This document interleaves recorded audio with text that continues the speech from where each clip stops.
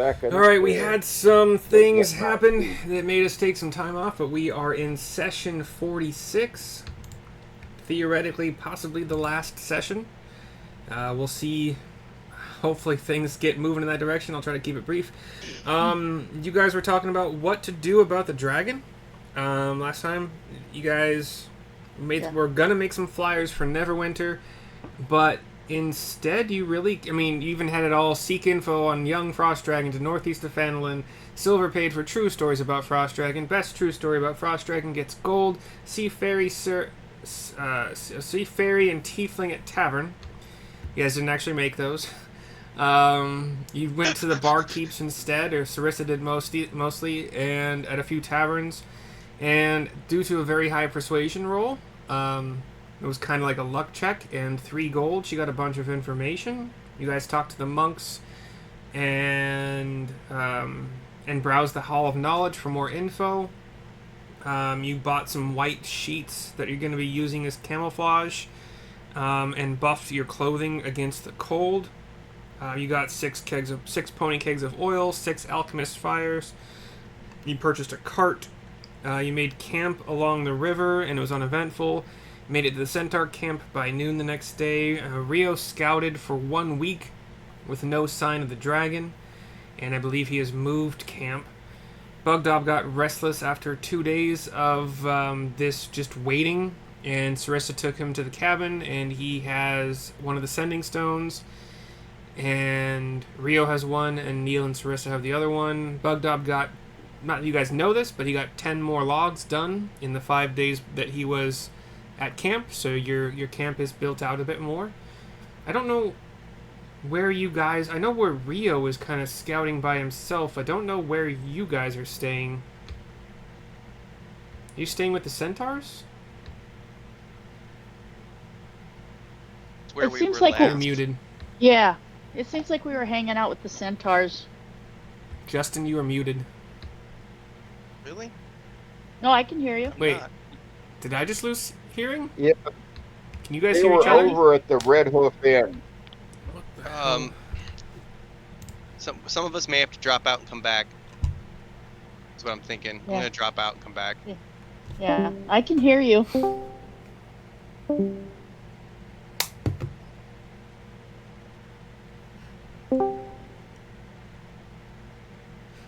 How's that?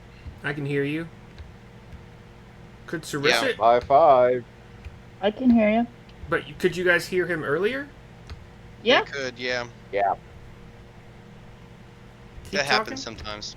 Oh, this I earbud mean, has I- died. Okay. Oh, your earbud died. Oh, wow. I've dropped it recently, and it's on it. I ordered new ones. It's on its last leg. This one looks fine. I prefer wired. Overall, for my headphones, I really do prefer the wired ones. They're just so much less problem.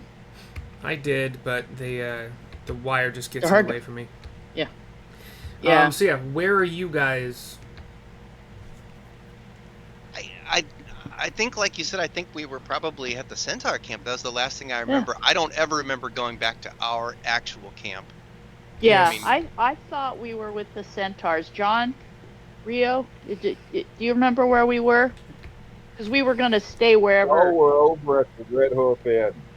Red Hoof Inn. Red Okay. Hoof Inn. we went to Neverwinter, right? And then, and then we left Neverwinter, and then we would have been back like to where with the Centaur camp, which would have been where Bugdob. We left Bugdob, so we didn't take him to Neverwinter. So yeah, we're in the Centaur camp.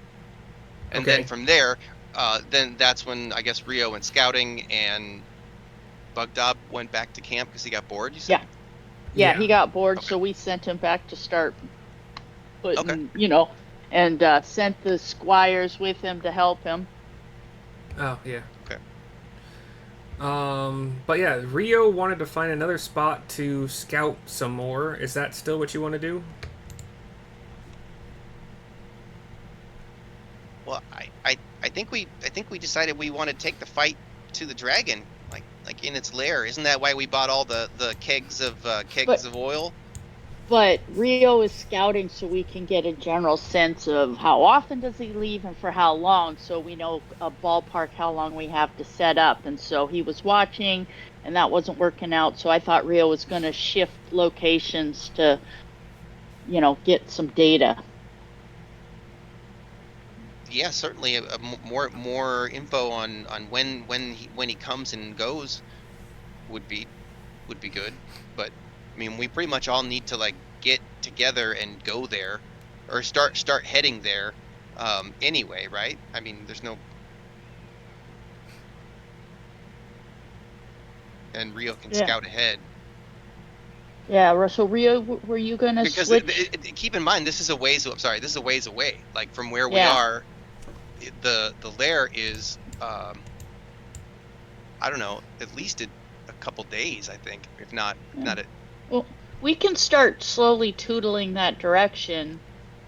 And while we're doing that, Rio can do his reposition and collect some data. Because remember, we wanted to make sure that, because we want to show up, we want to set up the trap so when the dragon comes back, we can nail him with the oil and everything in his lair. But we wanted to have a general idea when he leaves. Does he leave for 20 minutes at a time, 3 times a week? Does he leave for, on average, 4 hours once a week? So we have a ballpark. How long do we have to do whatever it is we're going to do? So prior knowledge would tell you that, and then like all the information you gathered would tell you that the dragon leaves once a day to eat, to find something to eat from a D20 roll of randomness where it chooses each day. And that's pretty much it. Just goes, picks up food, drives back to his house, turns on the TV. So is he gone? Like, what's the shortest amount of time Rio's seen him gone? Like a half hour? You guys have An hour? never. Well, I mean, you might have seen it pass overhead here and there, but not for a long time. We're gonna have to get close to the. We're gonna have to actually get close to his lair to see him Yeah. come and go. Well, I thought that's where Rio was. He had hiked up into the mountains and was No. posted up so he could watch. No, his first post was like the west side of the forest, so like to the west and south of the Centaur camp. And now I see that I moved his token this second time because I thought this might be where he was talking about setting up the next scouting blind. So he's like just to the east a little bit of your guys' log camp.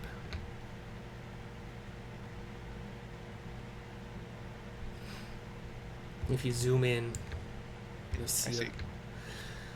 Yeah, that's why I'm saying like we have to just get Bugdob, and we have to get our gear and get everything loaded up, and we have to make a trek out there. And once we get to the base of the mountains, then we can start scouting, or we could hole up for the night. Yeah, let's just do that. I'll be right back. Bio break. I'm listening. Is it? It's 25 miles from camp. I'm sorry, you said it's 25 miles? 25 miles from camp. From where we are now? Or from the Centaur camp? From your camp. From our camp. So 25 miles from our camp. Okay, yeah, so that's only what? But to get up in the mountains, it's really slow going. So that's so yeah, you guys are 20 miles from your camp. Navigating those hills and those mountains, wouldn't you say that's like a couple days travel? They're hills. They're not like crazy. The mountain, you wouldn't really know anything about the treacherousness or whatever, how long it's going to take to go up the mountain. And I don't see how we're possibly going to get those barrels of oil up the mountain. And were they barrels of oil, or did we have them filled with alchemist? You said alchemist fire was something else we bought, or? You bought alchemist fire to light the oil, as far as I know. But they're pony kegs of oil. Like kind of like as a Molotov cocktail to possibly to ignite a barrel. I mean, yes and no, I guess. Maybe yes is a good, because yes. Because whenever alchemist fire hits anything, it blazes up. You can start stuff on fire by tossing alchemist fire at it. I don't know why I was thinking like you don't usually throw fire at a combustible thing with Molotov cocktails because the Molotov has the combustible stuff inside. Because it's already lit. Yeah, that wasn't the best analogy, but it works because I think that's kind of what alchemist fire is, more or less. Yeah. Kind but of. you'd have to position the pony kegs stealthily or when it's gone, I guess, if you want to set up a trap. You know, Neil thinks that we can just fight this thing. He thinks that Sarissa is destined to slay this thing with her dragon sword, and so as far as the whole strategy on that, I don't think Neil really has a plan. It sounds pretty Neil. Neil's thinking like, what crazy stupid spells can I use that I haven't used before? For the final battle, it'll be great. You guys all did your level 7 thing, right? Yeah. Level 7. Cool. So Rio, are you still wanting to try to get a feel for like what time of day the dragon comes out, or how long it's out?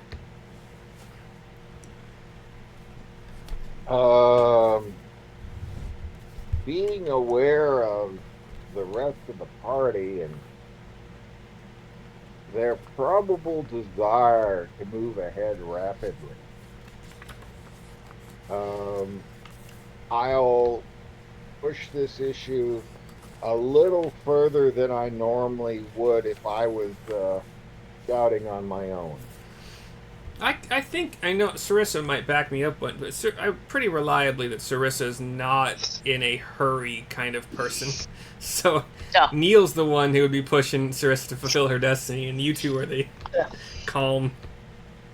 Sarissa is actually a type B, just like thinks about everything, doesn't really react. So, let's speed things up. So, do you want to, Rio, just have me do a few rolls to see if the dragon flies in a direction that you would see from your new position? Or do you guys want to get closer to the peak and see what happens? Could we send Rio ahead of us? And like Neil and I take care of the goods and everything, and Rio could travel ahead and travel light and be scouting around and stuff with his sending stone, and Neil and I could be tootling along and taking a longer time, because as somebody who used to do research on the blast zone of Mount St. Helens, let me tell you how hard it is to deal with even small inclines and large amounts of goods. Where were you when Mount St. Helens? When it blew, Yeah. that second time? It was in 1980, right?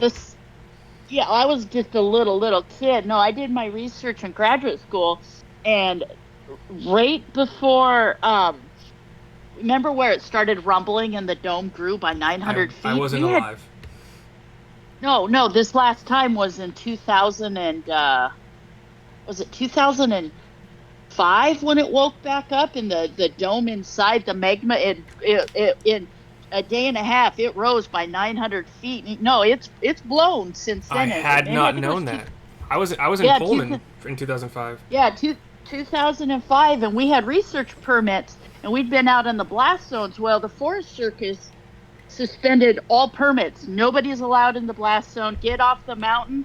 Well, what we had done that day, the day before it blew like that, we had hiked up into the crater, and I have actual photos of me and another graduate student leaning on the lava dome, grinning, took some pictures of some bighorn sheep, and we're packing out, no big deal. And then like within 48 hours, we get back and I look up and you just see this. I'll find the picture I took of just this huge, like, holy shit, and the lava dome in there grew by like 900 feet in a very short amount. It was It was a What'd you whole throw in? thing. What did you throw in there? Right? Yeah.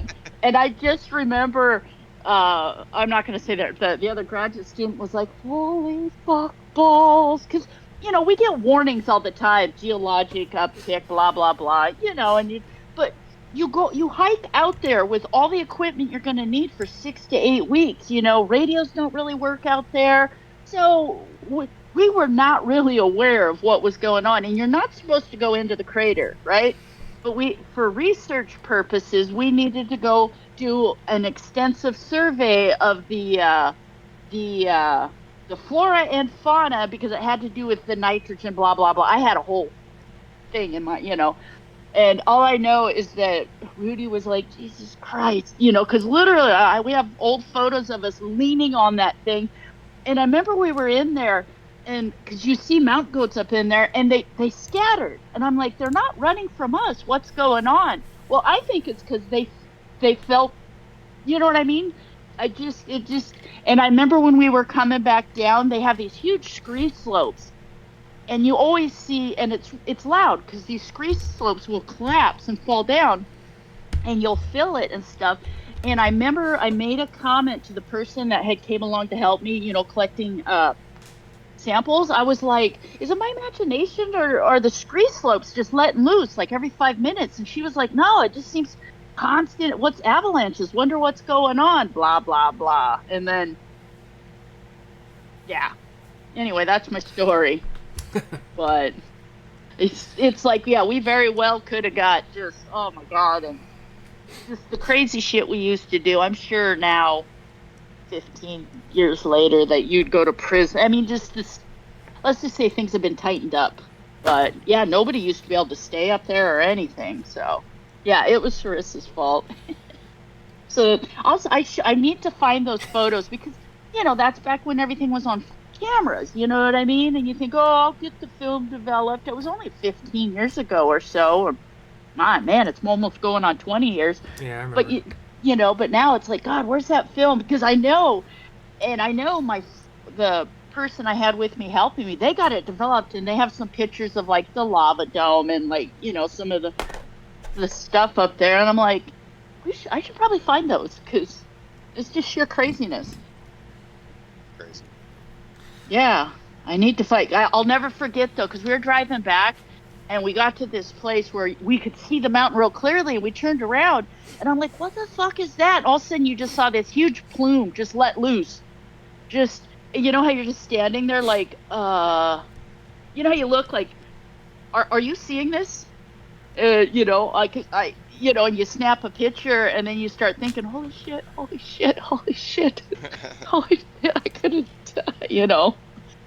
So, yeah, I've got this kind of half-ass blurry picture of, because it let loose, and it just put this huge plume. I think it went up like 15, 20,000 feet, hit the stratosphere, and it was the whole thing. It was, yeah, they closed the whole thing down for a while.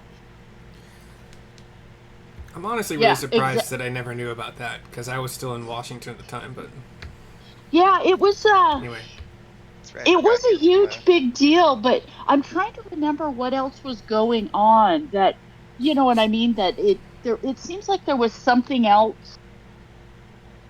It's all good. You'll figure it out. Yeah, there was something going on, and because I couldn't believe that it just wasn't made into a bigger deal than it was, because it didn't just let loose. But that lava dome, like I said, it's still growing too. The lava dome in there is still going up. All right, so what I'm gonna say here is I'm not gonna do a dice roll just to get things moving here. So, John Rio, you have woken up. You're at your new scouting position in the southeast here, over next to the camp, kind of like 5 miles from the camp. Yep, you got your here. 2004 to 2008. It was blasting.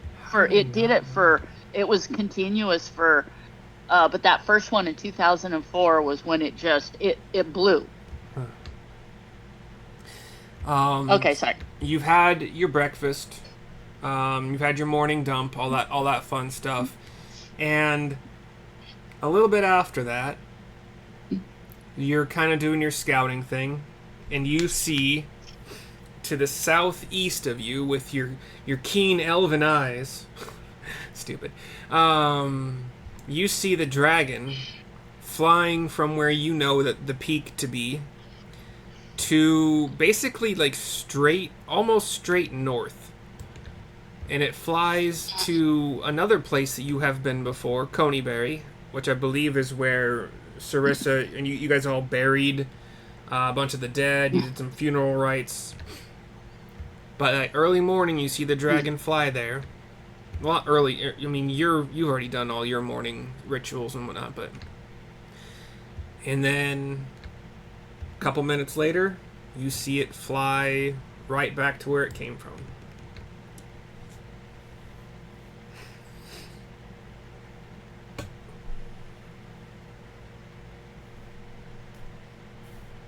Well, then I'm going to want to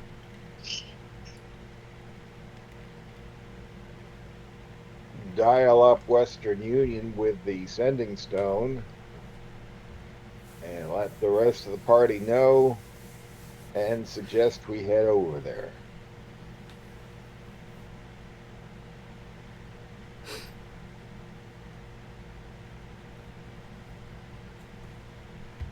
Um, 10-4.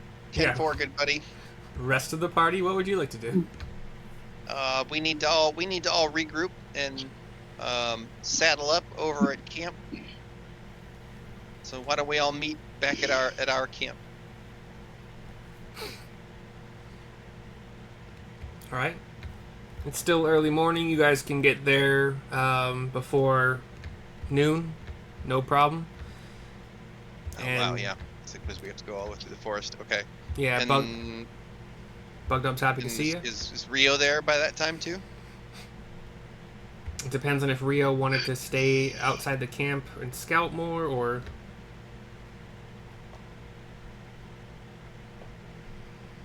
I was just trying to circle the wagons so we could all talk and then head out together because I don't want to be split up.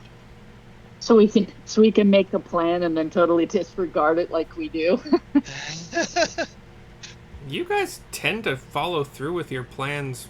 We do. Once we have the plan, we follow through with it. Yeah. Yeah, we are. I mean, we're meticulous. Yes.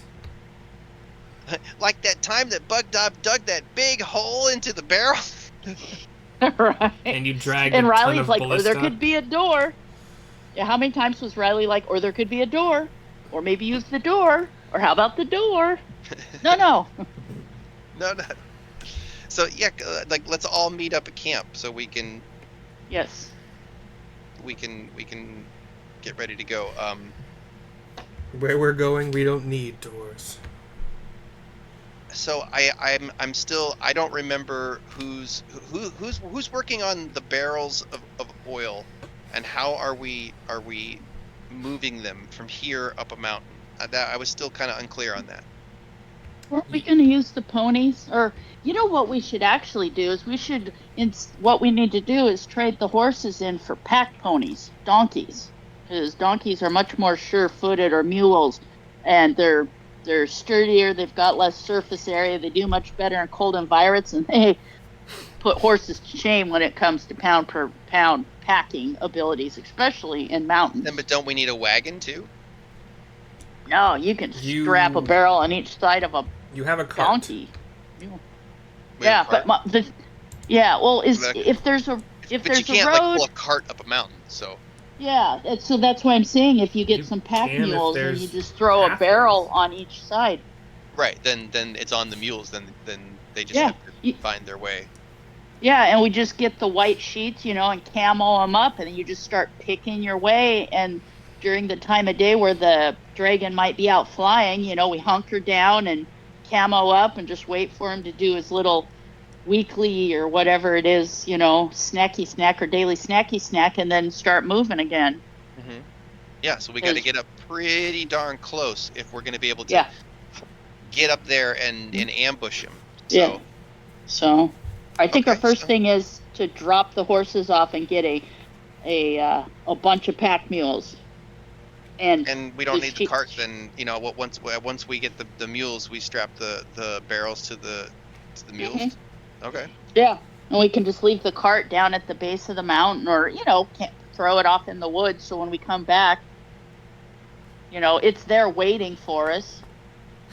We're gonna need something to haul all of the dragon hide and scales and everything that we said we would give back to the dwarves at Neverwinter, right? But and the thing is like, because it's cold, you can theoretically leave that stuff up in there, and it's not going to go bad. But yeah, we just stash the cart at the foot of the mountain, and set it up that when we get back, swap out the mules for horses for pulling the cart. Or mules can pull carts, it's, I said, they're tough. Yeah. Okay. Well, if there's a path, we will find out. Well, even if there isn't a path, like I said, mules and things like that, they can pick their way along anything. They're like fucking mountain goats that listen. Okay. So step 1? We're all here we're all back at camp, right? Sure. Rio, did you come back to camp? Yep. All right, then we just need to grab Bugdob and load up our carts and see how far we can get before nightfall.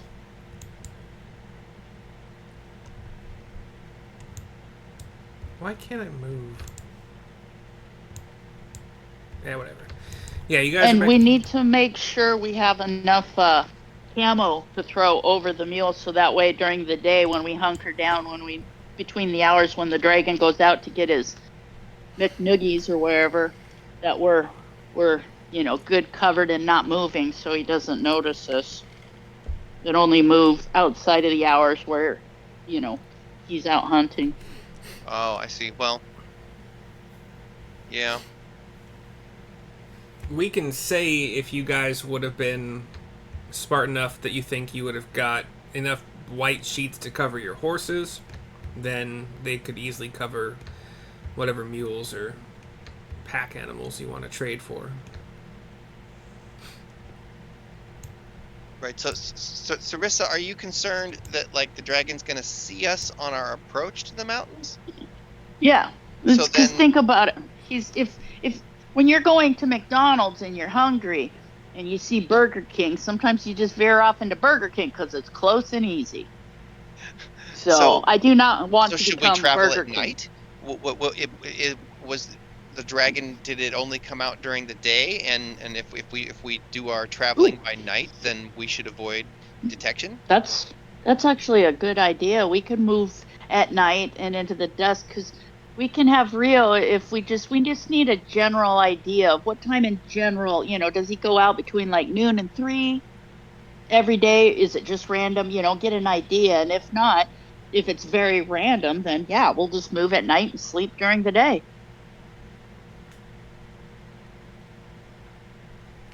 So step 1. Because if you're moving at night, that means if you are going to light a small fire to cook, which I don't see us lighting a fire because that leaves smell, but move at night, sleep during the day, unless the dragon is very, very, very regular.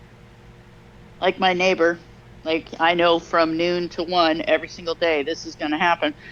And then we just be sure we're hunkered down for that chunk.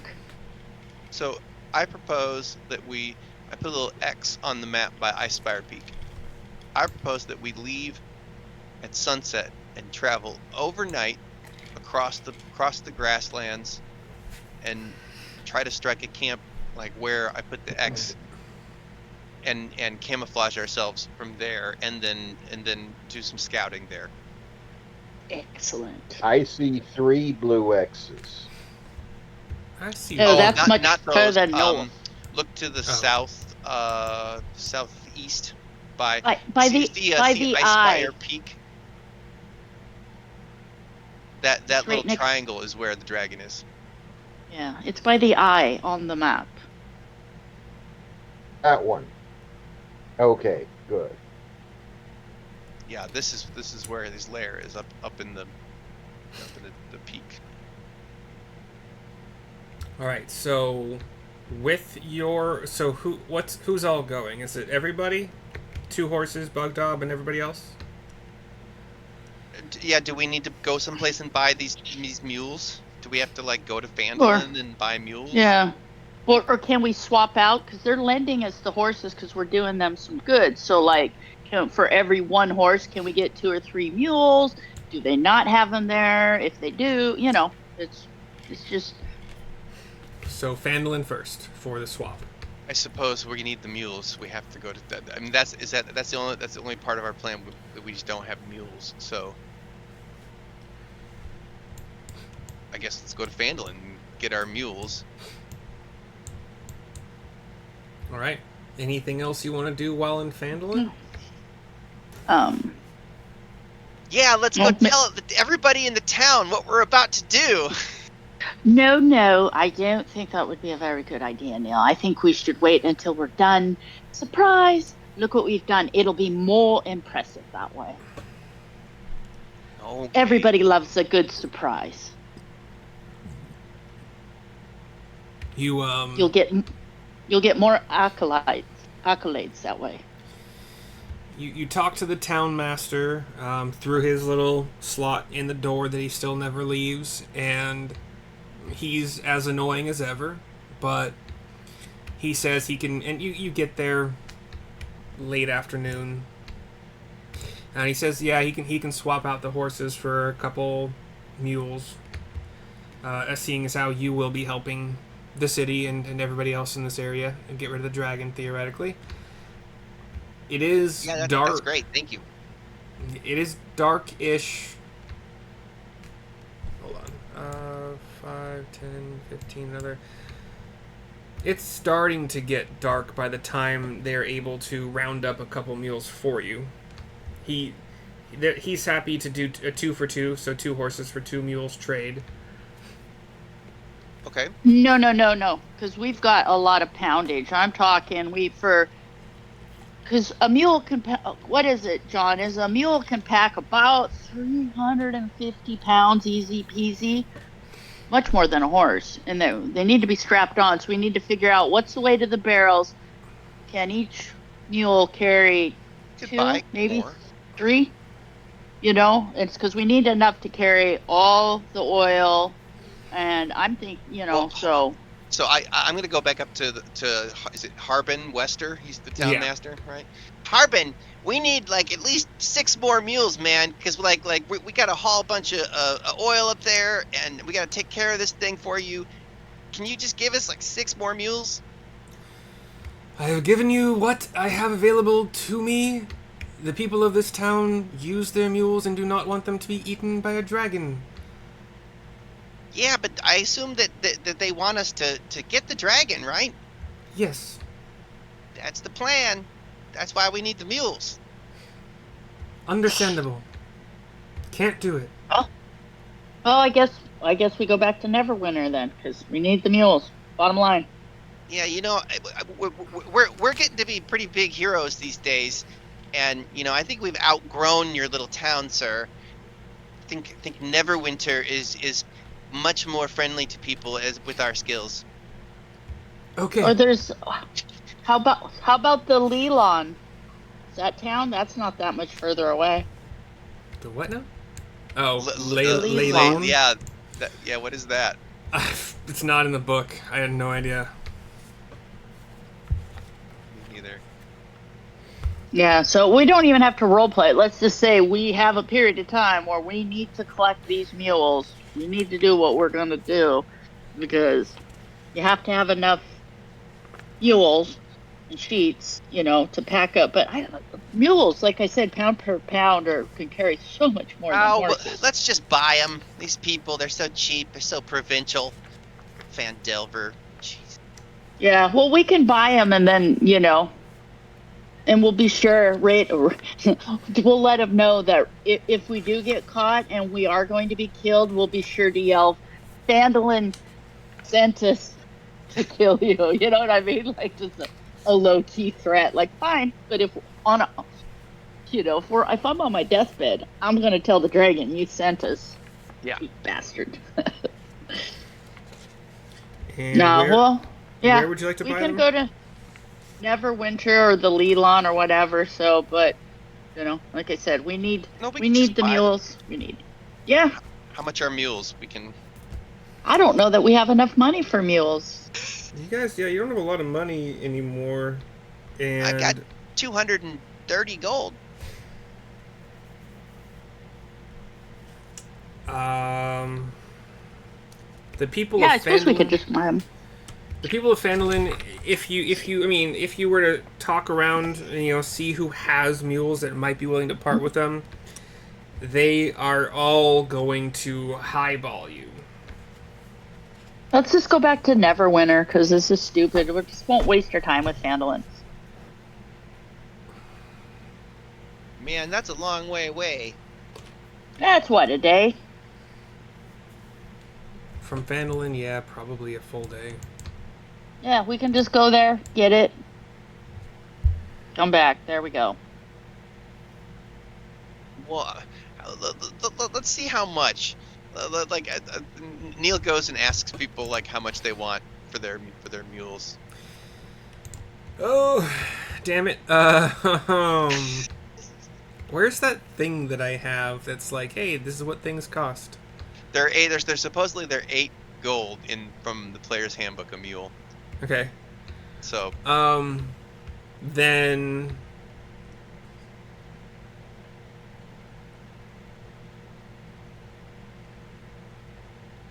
they would probably ask for 50.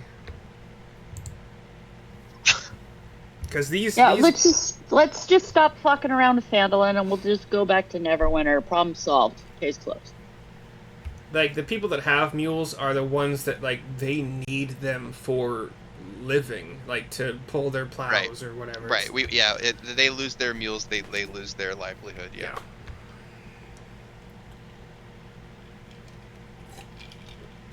So you guys spending the night here or trying to hoof it to Phandalin before night? Because there's not a lot of time left for that. Do we have our cart with all of our barrels of oil with us and everything? Yeah. What we should do, Neil, is you and I can just grab the horses and just giddy on up back to Neverwinter, and maybe we could leave Rio to hike up into the mountains and do some scouting, like to find the way along there to see if he can see what time of the day. You see what I'm saying? And then with the sendings, and then when we're on our way back, we can all meet up and then go from there. Because if we just if anything, if we even just take one horse back to Neverwinter to buy the mules, you just ride on my shoulder. We buy the mules, and then we're not just going to walk back. We could even trot with an occasional gallop with the mules and start heading back to and then we can meet up with Rio after he's done a bunch of scouting. There we go. Good use of time. Okay, as long as we don't get jumped by bandits along the high road. Yeah, I think we'll be okay. I mean, maybe we will, but we'll just have to kill them. So we could also, I suppose, we could theoretically bring Bugdob with us and then meet up with the centaurs and leave him with the centaurs or something too. Like I said, we'll just do the thing instead of. I'm making a quesadilla. I'm starving.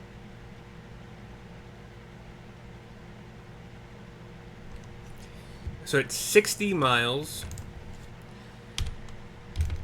If you're riding unladen, so just a horse, Syr and Neil.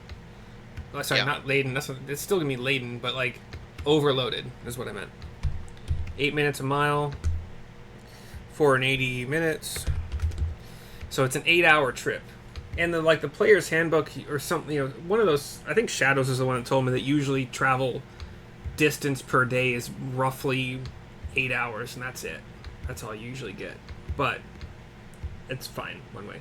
So make it to Neverwinter tomorrow. If you want to leave tomorrow morning, you'd make it by 5 p.m. after our lunch. Is Rio doing something different than you guys are doing? I don't know. Oh. So Rio's going with you, or Rio's staying in town? With Bart. Okay, I thought I said you would stay behind and you would go do a bunch of scouting while we went and did this thing. No? Ah, Well, yeah, you said that, but you're yeah, I not forgot Rio. that. Yeah, that makes sense.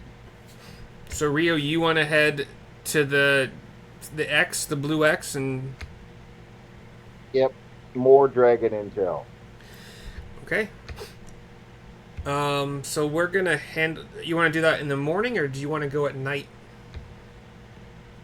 I All right, then. Are you taking Fluffy? no by myself. Fluffy with the I suggest that Fluffy go with the party. Okay. And then what Bugdob is?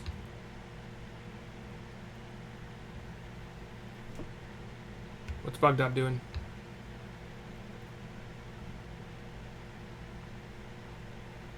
I don't know. We've never taken him to Neverwinter before, or we did get Fluffy in once, believe it or not. As I said, we can take Bugdob with us. When we get close to Neverwinter, we can dump him off with the centaurs, leave Fluffy and Bugdob with them. That way, if you have an ogre with you with the travel there, it lessens the chance of a bandit attacking. We go get the mules, bust ass, get back, get Bugdob and Fluffy, and head back to Rio and see what Rio's seen. Sounds good. All right, so we're gonna handle Rio doing his nighttime expedition to Icespire Peak first. You're on foot. That is 5, 10, 15. We're gonna call it 20 just because there's hills. So if you're just walking, you're looking at 5 hours? Yeah. So you would get there roughly. Alright, and we also. Yeah, you'd get there. Gosh, let's say 10, 11 p.m. ish. It's dark, obviously, but you're an elf, so that part is not a big problem. Do you encounter anything along the way, though? That's a good question. You got hills, you got grasslands, you're kind of foraying into the mountains a little bit. I'm gonna roll for wolf. Let's see what happens here. 19 or higher, you got wolf problems. Roll for wolf. That is a 14, so no wolf. You make it to your camp. It's night. What are you doing at night?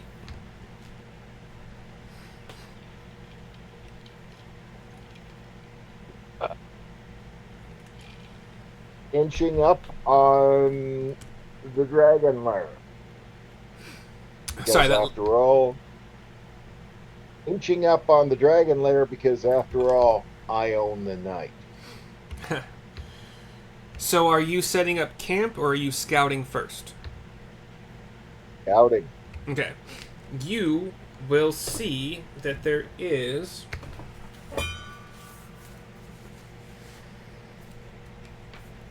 I have these bookmarked. Okay. You will see that there actually is a pathway. Just kind of a steady incline, winding path. You can see parts of it because, it'll dip behind a mountain portion at one point, and then you'll see the extension of it, the continuation. It just kind of winds, and then you lose sight of it. You lose sight of it around the parts of the mountain where there is a fortress. So you see stone walls, man-built, or not man, but, humanoid-ish, whatever, creature-built stone walls.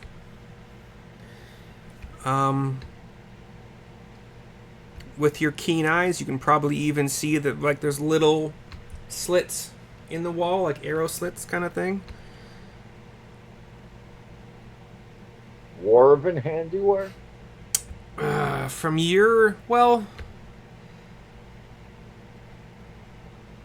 I don't know if I know that answer. Hold on.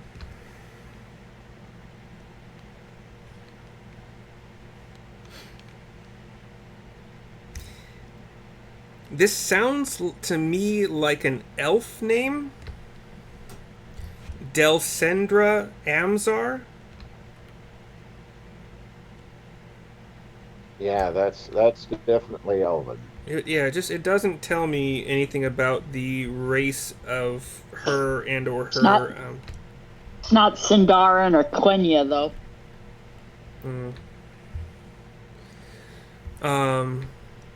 I can't believe I just said those words. I am such a dork, man. And no shadows. It is not a game trail. One could assume that because you have this humanoidish race built fortress, they probably also created the pathway up. A road. There's some sort of a road. Yeah.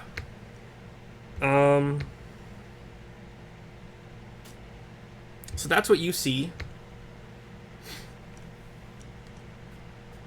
Did you want to go up the pathway at all, or do you want to stay at the base? Stay at the base tonight. Okay. And what are you doing for camp? At the base, it's probably not too cold, so like your normal bedroll and stuff like that will likely suffice to make you through the night, but what are you doing for camp? Just dig in, camouflage myself, no fire. Alright, and then what are you doing to camouflage yourself? The terrain is kind of like just Small branches with leaves.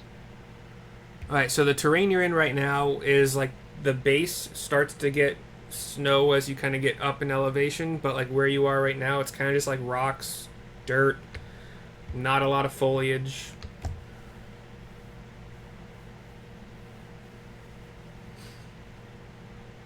Oh, then look for a cave. Okay. Yeah, sure. So you want to look for a cave in the mountains or in the hills? Hill. Okay. Things tend to live in caves. Right. So I'm gonna roll for the possibility of finding a cave that's already occupied. That is an 18.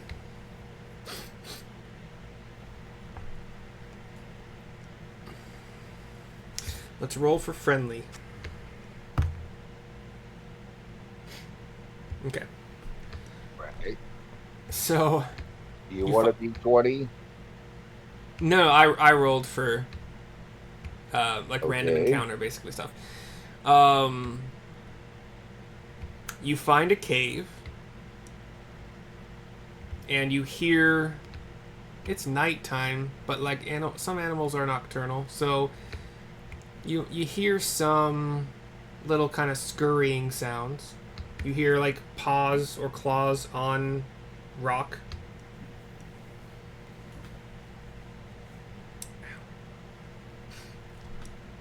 Oh, then I'll look for another cave. Okay. If we're gonna continue just looking for an empty cave, we're just gonna speed walk to you find one. Yep. Cool. And then you're just going to sleep, or sending stone? Rents out for 4 hours Okay. after setting alarm Okay.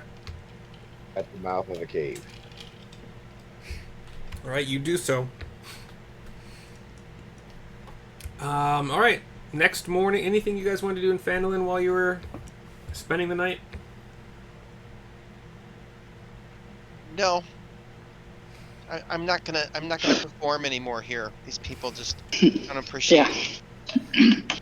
Yeah, it'll probably be a get in, get out, pick back up Bugdob, and just a very a transactional run. All right, so the next morning, you guys start. Can I Go ask ahead. a question? Yeah. As far as the fields and stuff that go around this area, it's like I'm curious. It's like if this dragon is off eating sheep, it's like, to go for do the farmers in the area try to keep their sheep, let them graze more in wooded area. What I'm thinking, we could always get a couple sacrificial lambs, but I'm not much, to let them go in a big open field at the base of the, you know what I mean? Easy pickings, but far enough away that, you know what I'm saying? Just, some delectable, uh, something to make it, easy, something at a prescribed distance, but, a couple sheep that aren't grazing off towards the boundaries of a woods, which would be harder, just, I don't know. I'm just Yeah, thinking. but do you have a ranged weapon?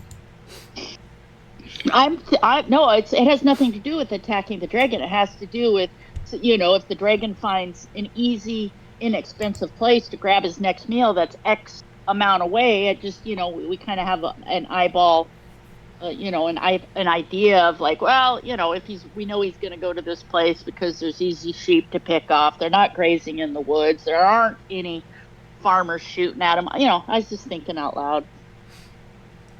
But So you want decoy sheep? pardon? Decoy Yeah, sheep? well, or not even just let's say like baiting the trap. Like if you're 50 miles away from the peak, and he knows it's easy pickings, so it's going to take X time. He's going to fly there. He's going to grab his sheep and he's going to head back. It buys you X amount of time. Yeah. And if it's easy pickings, we could get a few sheep and make sure the centaurs let they could even be watching from the woods and let the sheep go. Just easy pickings, the path of least resistance. It sounds like the dragon is fairly lazy, and if he knows there's sheep with no farmers defending them, and they're just out roaming around, and they're not grazing near the woods, you'd be like, If you want to buy sheep from people in Fandolin, that's a much easier thing to do than trying to find mules. Like, they sell their sheep for food commonly, so I can't find a good website or sheet for the price, but I don't even know if it would work. But like I said, there's Icespire Peak or something. So down if at the base of it or something, or even close, just like around, just some place that is far enough away that the dragon has to go, so it doesn't have to go to Neverwinter. Well, as far away as possible, really, to get. Yeah. So get as much time as possible. And if we could talk to the centaurs and be like, look, and explain the thing we're trying to do, and be like, if potentially we could have them let a couple go at a time, and and have them graze, let's say, in this area, you know what I mean, or something. It's just a thought. Or we could just let them go there. We could literally just, find a fallow field and let them go. Can't we make an illusory sheep? Can't we like have some wizard cast a illusory animal for bait? Yeah, we could do that.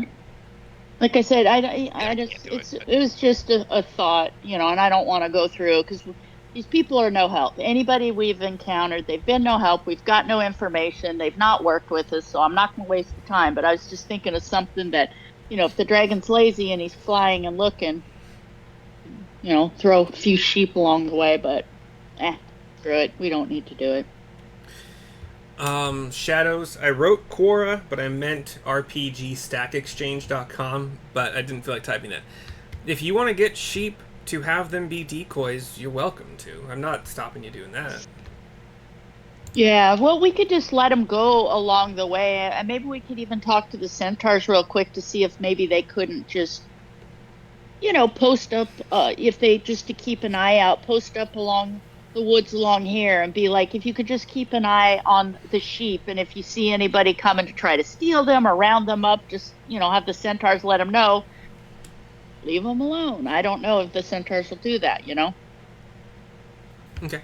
I mean, it's up to you. Either you guys are going... Like, you could have done that last night if you want to make that part of your night. Yeah. I mean, what do you think, Two Neil? gold. Do you see 2 what gold I'm per sheep. saying?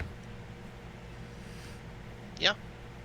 Yeah. Just, and, and if the centaurs say no, they say no. But just say if the centaurs could stay along the edge of the woods and just, we let a small flock, a few sheep go, that they don't have farmers coming and tending them, because they'll be fine. They can eat, keep them out in the field, make sure they're not wandering too close to the forest to graze, and, just stick them out there. It's just something easy. They're not quite to Neverwinter, but, he's not having to fly over and mess around. It's just it's a straight shot, but it's about as far away. Yeah. It's just a thought. Yeah. And if we could get the centaurs to potentially work with us, and be like, if you could just keep them out of the woods, explain why we're doing it, and either they'll go along with it or they won't. And if they won't, well, I guess we just let the sheep go and, see what happens. It's a thought. Yeah, let's pick them up. Yeah. Or we could even talk to the farmers in that area and be like, look, we have these sheep. Here's what we're doing. If you could please keep them out in the field, don't bring them in at night. Just, you know what I mean? That's kind of a hard sell. Yeah. But then again, they won't be eyeballing the farmer's sheep. So, like I said, I don't know. And nobody's really wanted to work with us, though. And that's why I'm thinking, why waste the money or time? Because these people are not cooperative. We've not really found anybody overly helpful. And so we don't need to do it. It was just me spitballing.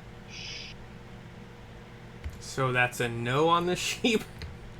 I don't know. It's whatever Neil and Rio think. We'll let that be a retroactive decision an hour or two down the line. It's all good. So Bugdob is traveling with Neil and Sarissa, 2 horses, and Fluffy? Yeah, and we'll leave Bugdob and Fluffy outside. We'll go into Neverwinter, get the mules, the stuff we need, and then come back and pick them back up. Do you want Bugdob to... It's a day's travel. Do you want Bugdob and Fluffy to both go to the Centaurs? Do you want Bugdob to work on your guys' own log cabin while he waits for you? Yeah, you might as well if that's it. Yeah. Okay. Yeah, so, we'll have him and Fluffy do that, and then that way we can just haul ass and get to Neverwinter and straight back, Fluffy can even possibly help speed up his productivity with dragging things and whatnot. So they split off roughly 15 miles from where you guys... They go to the northeast, and you guys continue along to Neverwinter. It's daylight. You guys are formidable enough looking that things probably aren't going to try to attack you. Let's just roll forward anyway to see... Nope, that's a 3. Don't worry about it. So you guys make it to Neverwinter after your... You break for lunch, Neverwinter by 5. And what would you like to do once in Neverwinter? Head right for the market to buy mules. Are you buying mules, or are you... So you have... Did you trade your 2 horses for those 2 mules in... No, Vandalin? we kept the horses. Okay. Let's keep the horses and just buy, just straight up buy mules. Just buy mules? Yeah. Okay. Yeah. Because we need the horses. We'll use the horses to pull the wagon and stuff after the fact. So we'll just buy the mules, and then maybe when we're done, we could let them go roam with the centaurs or something, Neverwinter is much bigger, much more bustling, much more robust in its economy, and mules are very easy to find. They are the same price as whatever Justin found in the book. I think it's 8 gold. Yeah. Yes. So, however many you want. Well, up to a limit. If it's like 6, you're probably okay. If it's 10... How many barrels of oil do we have? And remember, we figured out how much they weigh, because I figure we can do 2 barrels per mule, is my guess. Are you blowing up these mules? Are we what? Out in the inventory. Are we what, the mules? Are you blowing up the mules? Oh, are we blowing No. them up? No. Are you sending the No. mules to the dragon and then shooting the alchemist? No, we just need Good. them I hadn't thought because of you that. can. Yeah, Man, no, that's a good because idea. they can haul a substantial amount of weight, and if you throw a barrel on each side, it just makes it easy to get all of our stuff up to where the dragon is. The thing that's No- confusing me is that the horses have been pulling the cart just fine. The cart has been pulling all of your supplies and the barrels and everything just fine. And now you know there's Well, a is it- pathway. Now we know there's a road. See, that's what I think we didn't understand before. Is we assumed there was no road. If there's Yeah. a road, Is there a road It's that a- goes right up to the, like, how far is it from said road up to ballpark where the dragon's lair is? Because we won't need as many. We'll still need the mules because then we can pack the oil up that last little bit. You I'm know? not sure what Rio told you about his base camp and his scouting. So Rio, you want to elucidate us? Well, I just let them know that I'm out scouting. I'm not really doing a base camp. I'm just Yeah. I just used that term. hiding. So what did you tell them anything before you went to bed? My approximate location and what I'd seen so far. Okay. So you told them there's a road or there's a pathway. Mm-hmm. Okay. it's okay. So- we'll still get our mules, and we'll be Yeah. prepared. All right. So 2 Yeah. horses you already have, and how many mules do you want to buy? Once again, how many barrels of oil do we 4? have? So Six. at least, 6 pony kegs and 6 alchemist fire. okay, so at least 3 mules because you 3 put mules. 2 barrels per mule, and 3 then 3 mules, and we might want to get an extra one just in case somebody gets hurt or it goes lame or something like that, so it doesn't hold up. Sure. And then we've got the hearts, the hearts, the horses, and the cart will be able to haul back our dragon carcass. Yeah, so we can even bring, like I said, the horses and stuff as far up as we can go, and then we have the mules to, go off path and get up to the cave, or whatever we decide to do. I do think, though, maybe we should think about getting sheep if for no other reason than just to leave them dotted around so the dragon doesn't take interest in us. A couple lone sheep along the way is an easier meal than armed to the teeth adventurers, if that makes sense. Yeah. So it's just a thought. Oh, we can get us. I've got 230 gold. Okay. All right. So We're 6 gonna look mules. ridiculous coming back with some sheep. So let's get 6. So let's get 6 donkeys. 6 asses. 6 asses. Yeah. So I think that's 48, right? 8 times Yeah. 6. Yeah. Okay. Anything else? 24 each. Sure. Anything else Okay. whilst you're in Neverwinter? Well, we got to get the bags. You've got to get the harnesses and Oh. stuff that go over the mules and all that stuff. Just You can just lash them on with some rope and stuff. It's not that hard. Ooh, we finally have a use for those stupid nets we have. Use those over the back of the mules and lash the barrels on each side. Attach it to the net. if you are doing that, where are you? Is that what you choose to do? Where do you have nets from? Is that from like enemies that you've killed in the past? Yeah, remember Like nobody orcs? wanted the nets because they're useless. No, I don't. No, we'll remember just that. we'll just get pack. We'll just get your standard, pack mule tackle. 1 silver per mule. So Wait, 6 you need silver. I thought. Wait, I'm sorry. I thought you wanted 1 barrel on either side of each mule. Yeah. Wouldn't that be Yes. 3 mules? It would, but we're getting extra mules Oh, to sorry. leave as decoys. Copy. So you Yeah, have or double. if Okay. somebody goes lame or something, we've Yeah. got. So maybe what we could do is say potentially, are there, like older mules or mules that are maybe, because I don't want to just sacrifice perfectly young healthy mules. So like the ones we leave behind as sacrifices, if we could just feel slightly morally better. No, it's we'll get 6 mules. What's your paladin Dollar oath? store mules.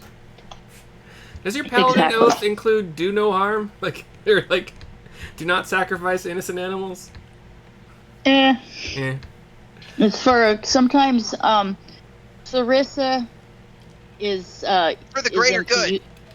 Sarissa, let's say, was a fan of Jeremy Kant, fantasy Jeremy Kant, utilitarianism.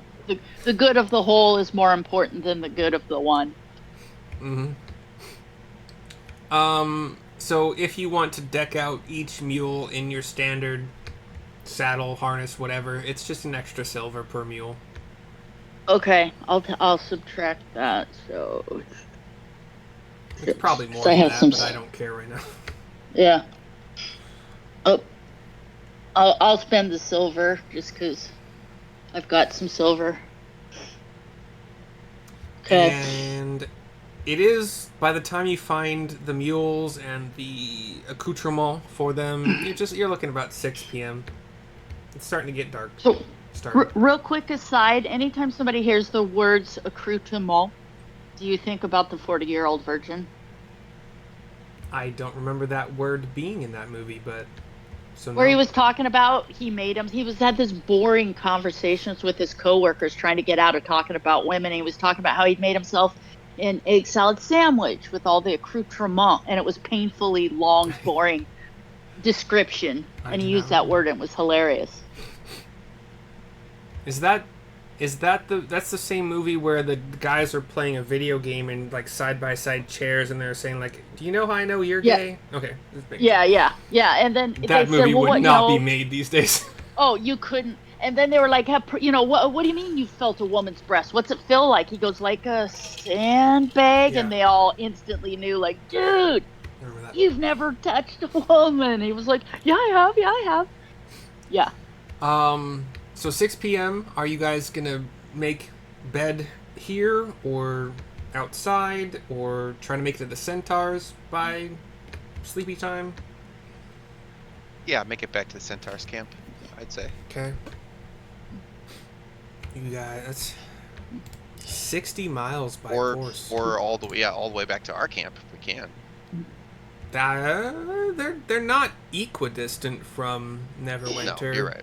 But 5, 10, 15, 20, 25, 30, 35, 40. It's another 40 miles back to the Centaur camp. And you have enough.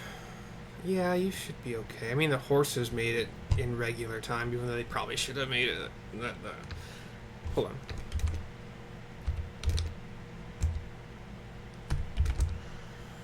Oof. If so, you guys would know that if you try to make it to the Centaur camp tonight, you're looking at approaching midnight by the time you get there. Actually, probably after midnight by the time you get there.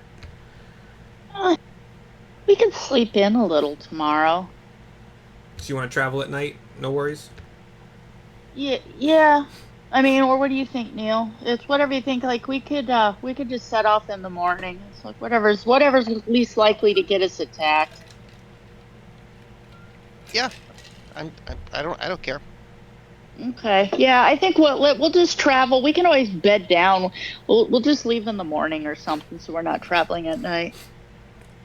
Do you want to find an inn and places to store your newly acquired animals, or just right outside Neverwinter? No, we'll just stay at an inn so we don't have to worry about stuff getting stolen and get a good night's sleep. Neil can perform. Yeah, Neil can perform for the crowd. Oh, Neil, I've heard you Yeah, I'll working on perform those for my new supper songs. in my Yes. my room and board. Give And me. did you? Go ahead.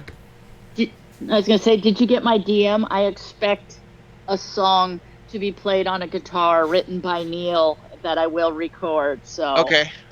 yeah, I will write an ode to this campaign. exactly. And with or without guitar, let me know if you need a bass line, and it will be recorded because it's gonna be awesome. Did you just ask me for performance? I 16. yes. So okay, and then the barkeep at the tavern keep whatever says, you're welcome to try to see if you can entertain these rowdy assholes, and if you do a good job, both you. You need one room, or you and Sarissa need your own separate rooms? One room's fine. No, one room. Yeah, And we're then we're stable. buds. Okay. You do a good enough job, I'll stable all your animals for free, and you get your free room, and you get a free meal. All right. Sounds like a deal. I'll do it. And you roll a Um. 16. Go ahead, Sarissa.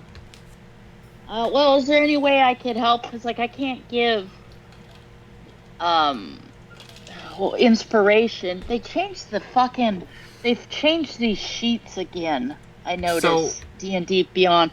I know I can't give inspiration, but I do have ridiculously high charisma. So is there any way I can lend my I suppose I could go stand off in the back of the room like I don't know Neil and start tapping my foot and clapping and going along with it like part of the crowd. I don't know. I was gonna ask how you felt you could give Neil the help action, which would give him advantage. And Well, the people did here I? kind of saw you guys walk in together, Yeah. Well, but Sarissa could always do an intimidation check and tell some of the other people, like, you better clap and look like you're having a good time, because Hey, that's also You're not having a charisma. good enough time.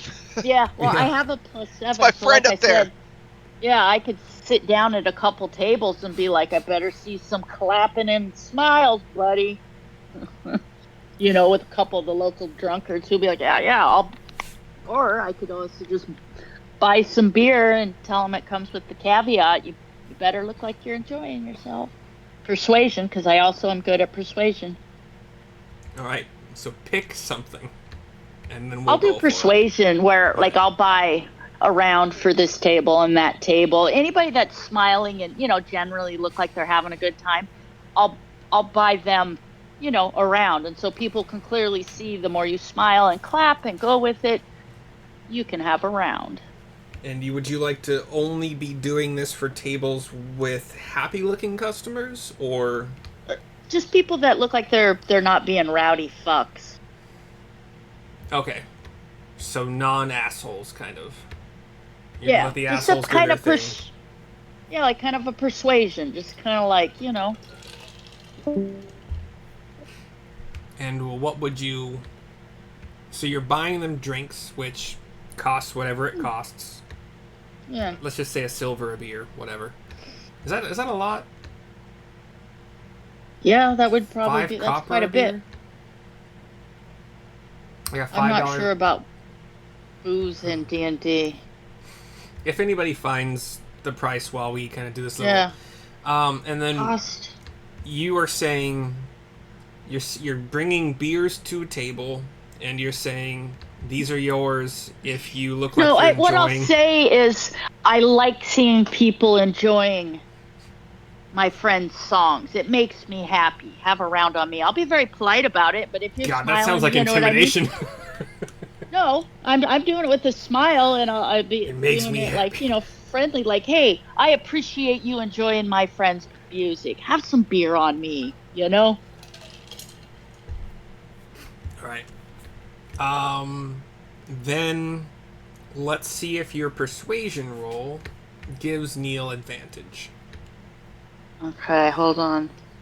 I'm trying to get my. Why won't my dice come out of? Let's It's say you stuck in find its container. one table with 2 people who are seemingly normal, like just enjoying a night with beer. You find another table with 3 Oh! people. I got a 19 plus 7, 19, 20, 26. All right. Woo! Oh, my camera's not on. So Yeah. subtract whatever price for 5 beers. It's five copper per beer. I think that's Okay. reasonable. And it's 10 Yeah. coppers per silver, so 5, so that's 25, so that's 2.5. 2.5 silver. Yeah. Yeah. 2.5 silver. Hold and on. that gives Neil advantage. All right, Neil pulls out his pan flute again and gets down, and this time it's not as good as last time. So Okay. we're gonna go with 16. Okay. With a 16, these guys, it's a big city. They see bards, they see performers all the time. But they don't generally see a fairy. And that piques their interest. And you performing well piques their interest even more. Are you playing kind of jiggy, like upbeat dancing stuff, or like what you playing? Sort of like a combination of upbeat and a couple slow songs too. Rock a few times and then throw a power ballad in there. There'll be like, a couple ballads about, some slower ballads about, some heroes that did some heroic things, and maybe about some sad stuff that happened. Somebody died, and then there'll be like a song about the spell plague. The spell plague? Yeah. I don't. Should I know what that is? No one Okay. should know what the spell plague is. It's a stupid thing that happened in Forgotten Realms. Gotcha. So like the fantasy version of like Stairway to Heaven or something, followed by Yeah. So with Like- Yeah, the celestial stairway. right, followed by what's that? I Have Friends in Low Places song that everybody in every bar knows everywhere, whether they like it or not. So with Sarissa's carousing, that's the right word, I think, and Neil's good playing ability and his uniqueness, when you're playing kind of rousing songs, people are like more jovial, they're talking, they're having a good time. There might be some like clinking, there might be a little bit of like drunken rocking back and forth. This guy's good. He looks weird, but he's good. And during the times where you're telling a tale, an epic tale of a hero, they're all like rapt attention. They're listening. They're like, have you heard this one before? Just good times. And the barkeep gives you a thumbs up. More customers are coming in than he's normally used to. He's having a good time. I would have sang about Sarissa, but I know she doesn't want me to, so I didn't. You're muted. I can see Neil playing like the first couple chords of the song and looking at Sarissa and getting the don't even think about it.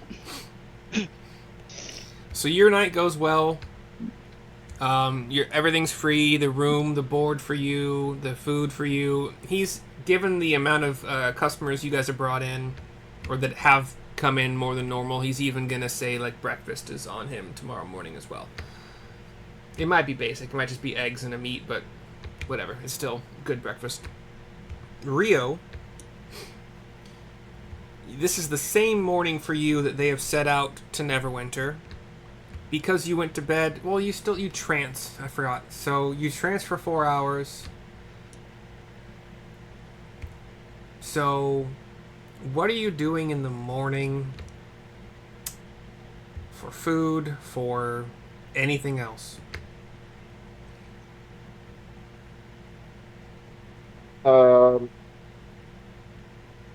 Just a good berry and off I go. Okay, and where do you go off to?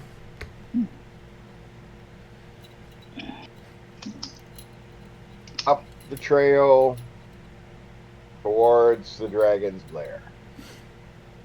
Okay, and when would you like to do that? As soon as I get up. Okay, and since it's only a 4-hour trance, are you still doing that when it's nighttime, or? Yeah. Okay. Did not expect that. So let's give. You guys are all going to see this map eventually, so let's just get in there. Boop, boop, boop, boop, boop, boop. I think I have it shadowed correctly. Which is totally no. Can you guys see anything? Is it a black screen? I see the darkness Okay, good. Yeah. It is your old Black. friend. and nothing else. Yeah. Okay. So let me try the shadow tool thing. What do we do? We do cutting. We do polygon. I'm not doing polygon. I'm gonna do brush, I think. Gone? Why did she get back? So here is. This is probably like. So this portion of the trail is. Why is it all gray? Is that what it is? Did I do something to the map? Yeah, whatever. This portion of the trail, closer to the fortress, is probably like 80% of the way up. It's once you are walking up the pathway for an hour in the nighttime. It's cold, but you guys bundled up against it. You guys bought clothing and whatnot. Is this the right map? I could have sworn that I. Hold on, just a second. I have one that I already cut out. I just want to make sure. Yeah, okay, this one. Okay. This is the correct map. So this is the one that I've already cut out so you guys can see more of it. So you get about to reach this spot where the trail kind of comes closer to the fortress. It's probably a good 3 hours. And if you did your trance around 11, as we were saying, after finding a cave, it's 3 a.m. 3 hours gets you pretty close to 6 a.m. and you can kind of see light starting to come up. Like the sun is just starting to come up when you reach this portion.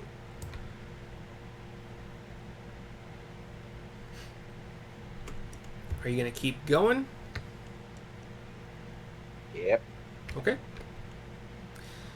Because morning and evening twilight are excellent times to sneak around. Okay. Do you have anything with you that did you bring a sheet?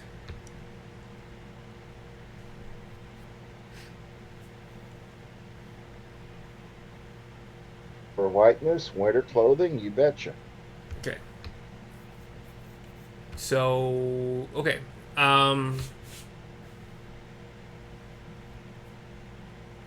Let's give you a well, I don't know how to do this right now.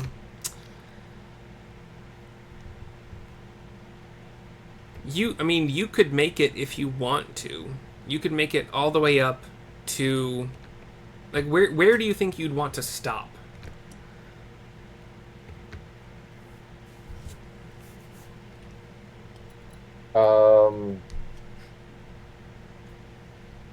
Mouth of the primary entrance for the dragon. Okay. So what you are seeing, And when I smell dragon, whichever comes first. Okay. I didn't do that correctly. I should have done polygon, whatever.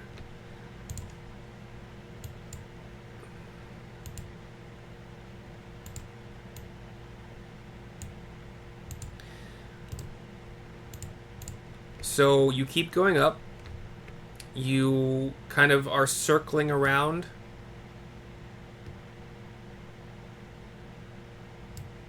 And you keep going. You see more pathway.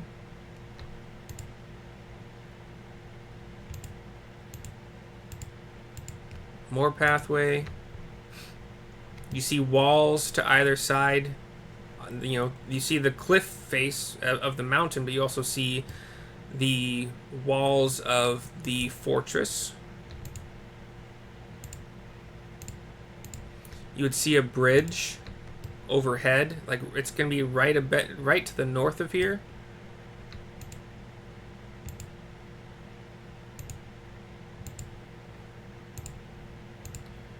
So I'm just cutting out. So that's this is over your head if you're going to keep going.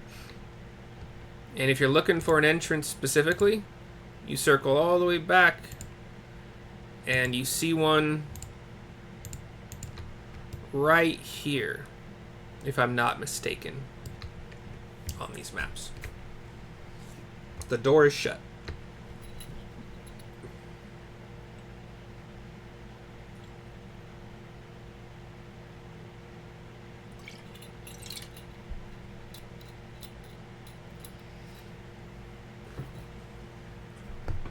I know my character can't actually see this, but are those, is that grid that's the right size to you, right? Like each those squares are each 5 foot.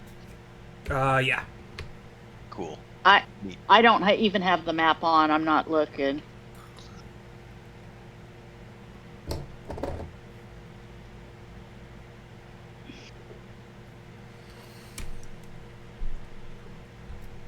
Rio, what would you like to do? Back off. Get on the sending stone.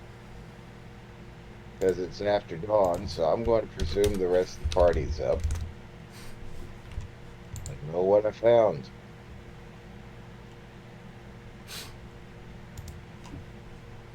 Are they two-way stones? Yeah.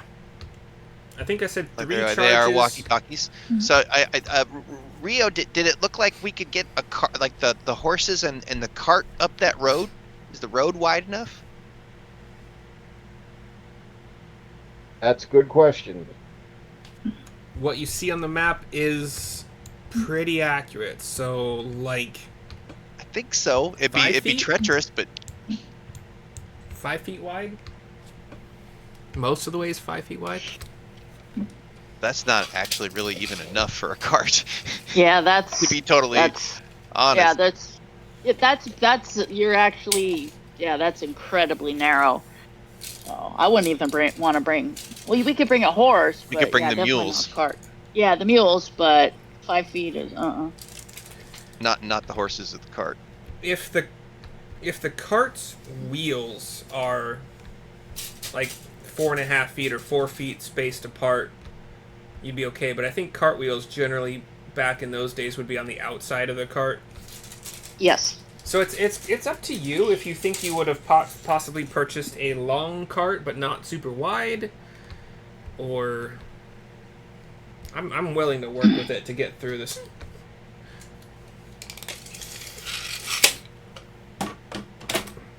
But, you know, in reality, you guys didn't know there was a path in the first place. It looks like there's a little washout on the map as well on the trail, like right here. Yeah. You could just say it's difficult terrain. The book doesn't say anything about that portion being. Yeah. All right. Well, yeah. Then it'll make for a great song later. Right. Long and thin gets it in. Okay. All right then. I am just stating the adjectives that were attached to the object we are discussing. Mm-hmm. All right, so Rio has relayed the pathway thing.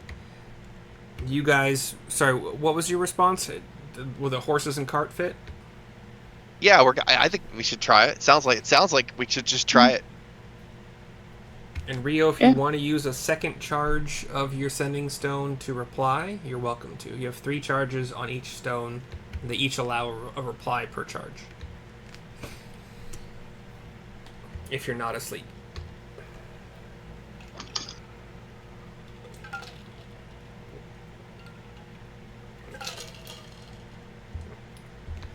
So, Neil has asked Rio if he thinks there's enough room for cart and horses.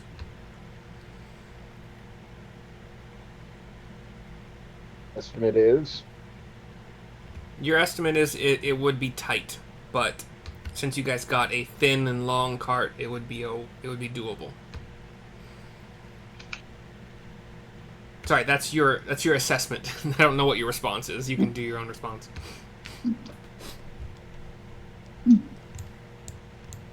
well. Now that I have the entrance located, it's time to retreat. All right. Are you replying to Neil's question? I don't know what's going on. Yeah, you betcha. Okay. So Neil, you would get a second usage of Rio's sending stone, saying that given that you guys bought a thin and long cart, it's doable. Okay. The horses might need to be staggered. We have how many more charges of the sending stone then? Each stone has 3 charges, and each charge allows a reply. So you could be the one to initiate with your stone using one of its charges. Okay, and so then his still has 3 left. He's used 2 to answer your question. Used 2. You have a reply for free if you want to. Okay. Do we, Sarissa? Is there anything else we need to know? We need to know. Any other questions we need to ask? Well, he knows the equipment we have, what we're trying to get up there, and so he just needs to let us know, like, are we good to go, or. I think Yeah. I let's just tell him that we're on our way, and we'll meet him at the base base of the mountain somewhere, and that we're going to travel by night. Yeah, and tell him don't reply. No news is good news, but if for whatever reason he sees the dragon heading out, to let us know so we can get off the road and kind of hide. You know what I mean? Yeah. Right. Send us a message if the dragon, if you see the dragon leave its lair. Yeah. Let us know. Don't waste us. Don't, so he doesn't need to reply. But yeah. So that's the message that we send back. Because he doesn't do spells. Because I was gonna say, like, we could always be looking for but we could also have it set up just in general that like. Some kind of light show of X color for things that are go. You know what I mean? Like some kind of spell that he can be looking for in the air, some kind of show depending on. Like, remember Attack on Titan? Like what the green flare versus the. You guys haven't seen Attack on Titan? I might have. I don't remember. Let's keep going. Oh my god, it's definitely one of the best manga ever. Japanimation. So the writers, when they were out, they would keep track. So if you saw a flare this color or some kind of light, it meant this. If you saw this, it meant that. I don't think we have like a specific thing that we need. I mean, we need to meet up so we're all together. So let's just go meet up at the base camp. Okay. Let's make our way to base camp. So I'm not going to be stingy on the word count. Like, try to keep it. Mm-hmm. Within 25 is normal for sending, but 30 or less. Like, what do you want to reply to Rio? Yeah, I would say we're on our way. We're traveling at night. Meet you at the base of the mountain. Let us know if dragon leaves. Okay. So Rio They have said they're going to come meet you. They're going to travel by night. Let them know if the dragon leaves. As you get that message, you hear not a roar, and you're still where do you think that you would be, Rio, when you're sending them this message about what you found?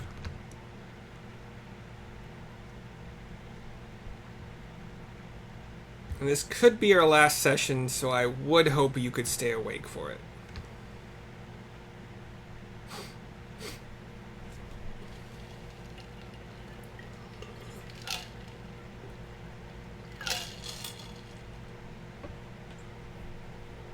So Rio, where do you think you would be as you're communicating what you found?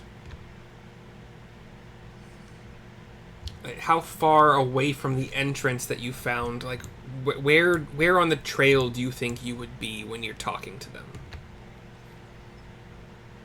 See that wall, vertical wall?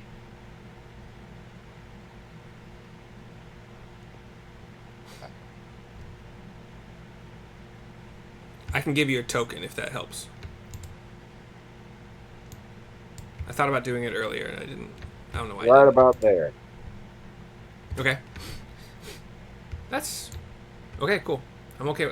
So you're roughly on this path, and as Neil tells you, they're going to be traveling by night. They're going to meet you at that little X that you guys had on the other map. He also told you if you see the dragon, it's up to you what you do with this information. But if you see the dragon, send him another message. As that comes through, and he's basically also told you don't use your last charge of your sending stone, unless you need to. Basically, as that's coming through, you hear not a roar, but like the sound of a large beast yawning. I don't know what that would sound like. Instead of like roar, it's like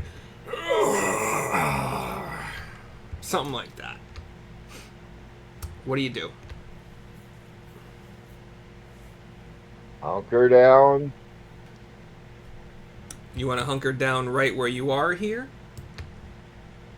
Right, because movement right now could attract attention. All right. So you are just what are you kneeling, laying down? What does hunker down mean? Um, Hi. Okay. How so? If there's any, for example, on snowy terrain, so get under the sheet. Okay. Give me a stealth check with advantage. As you are getting yourself hidden under the sheet, you hear like big old like something is getting itself, on its four 13. 13 with advantage. 30. Oh God, okay, 30 is much better. You hear this thing like getting up. You might hear a as it stretches itself, and you hear the flapping of as it starts to lift itself into the air. You can't see any of it, but you can certainly hear it for sure. It reverberates through the walls and echoes. And are you face down? Are you on your side, on your back? Crouch. You're crouching under the sheet? Yep. Okay. 30. 30's fine. Where are you looking?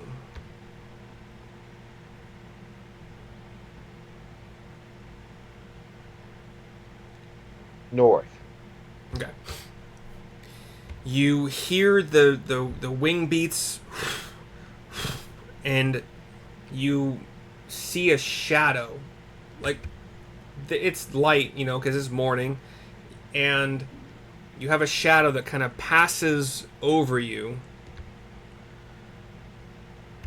and you hear the wing beats just get less and less volume as they fly away. What would you like to do next?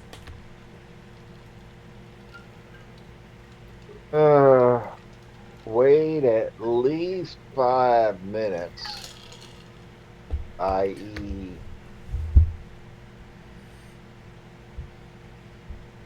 30 breaths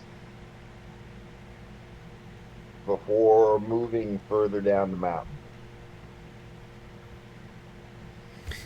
Sarissa, is this message in relation to your real life? Like your rowdy friends are coming over tonight for real? Oh. It's that song that country guy sings. Okay. You know what I'm talking about? The one that everybody knows. Okay, copy. Except for me. Yeah, I have no idea. You know, all my rowdy friends are coming up. Gonna drink? Do you want to party? It's this country song that was huge. It's okay. Like every bar you went in the 90s, you heard it. Garth Brooks. That would be Dang it. why, because I wasn't in bars in the 90s. Yeah, it's what you, on the radio everywhere. It was ridiculous. It was I hate country music. If you're waiting 5 minutes before you make a move, no, that would not be enough time for it to come back. So, in those 5 minutes, you don't hear anything else. You might give me a perception check.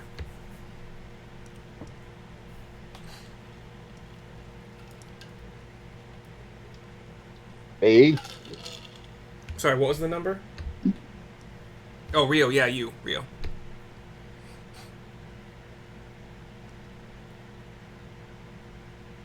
$22. With the 22, you don't hear what sounds like a dragon.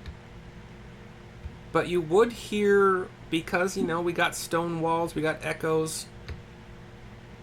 You do hear, like, footsteps. Some, like, rustling around, maybe even, like, you can maybe even make out the sound of things being moved around. With a 22, you could even think that there's some searching going on. Things being moved in order to search for something. Keep hiding. Okay. Nothing close enough to you. Like you're on the icy pathway. You can hear it inside the not castle, the keep walls. Would you like to continue to hide?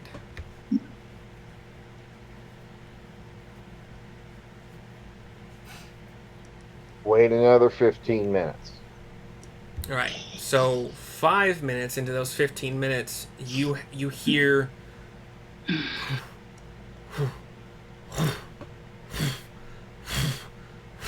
as the dragon, and you have its shadow once again crossing over you,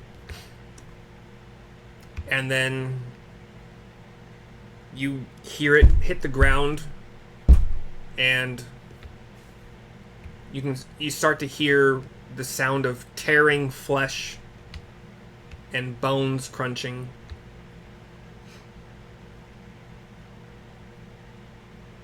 As the dragon... Dragon's going to eat.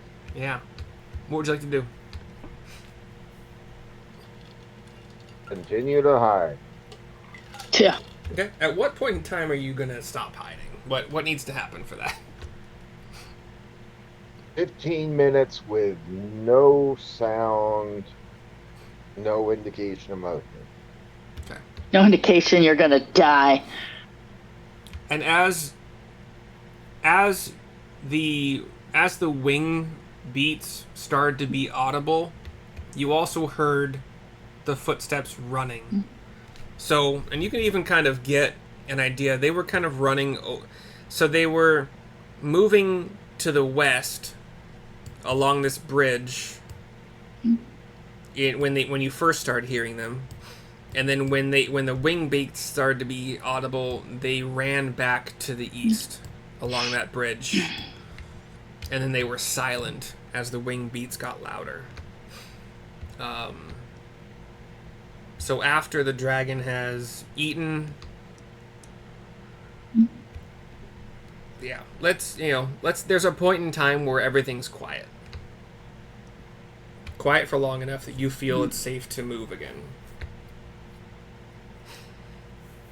I don't think elves in this game have any, like, they're not Legolas. They can't walk on top of snow.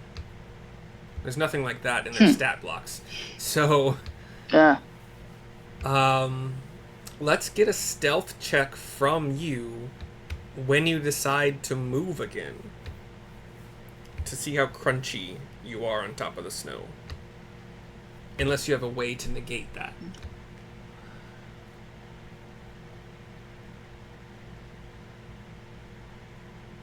Thinking further, I'm going to wait until dusk. Okay. Smart. I think that's smart. You have good berry. You ate a good berry, so you're fine. You're good all day on that one. Okay. And then when dusk falls, are you gonna make your way back down to that little cave you found? Yeah. Okay. Let's get a stealth check with it's a low DC, but let's get a stealth check anyway. 19. Okay, you're good. So you make your way back down as quietly as you feel. You know, you don't want to disturb the sleeping dragon with crunches, but the dragon is also probably used to things crunching and whatever, so it'd probably have to be pretty loud to wake it, to alert it. You make it back down, and do you want to use the last charge of your sending stone, or everything good? Everything's good. Okay. And then the two of you, you guys said you were going to be traveling by night, but that's not going to be tonight, right? Because tonight is you performed at the tavern. Yeah. For your rooms. Well, once we get closer to the mountain and stuff, then we'll start traveling. Yeah. So once we leave, do we want to just maybe travel at dusk, or I don't know? What do you think, Justin or Neil? If we start traveling by night now, we'll be on a night traveling schedule, which okay, smart.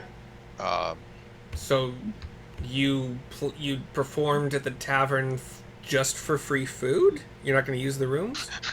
No. Well, I just don't want to waste too much time. Yeah. We'll get a good night's sleep. Let's say get up later in the morning, and then kind of push it from there. Okay, I guess as long as our approach towards the mountains is at night, that was the whole idea. Is we're trying to come in under the cover of darkness so that we're less of a target. Yep. So normal sleep tonight. Sure, that's fine. We're just gonna have to time things out tomorrow. Yeah, and let us figure that stuff out after a break. Okay. I'm starving. Bathroom, food, etc. So. Okay. Try to get back here by 5:15 or 15 minutes at the latest. Okay, sounds good. 15 minutes after the hour. See you guys soon.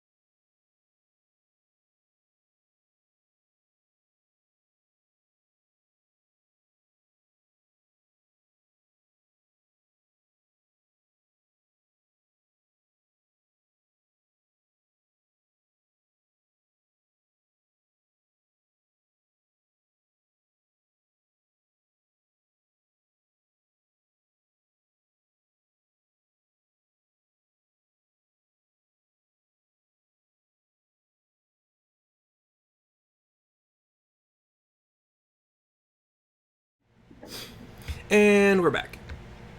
And I don't remember what we were... Oh, yeah, you guys are deciding what to do the next morning as far as getting from Neverwinter to wherever. And John, you have something in your beard.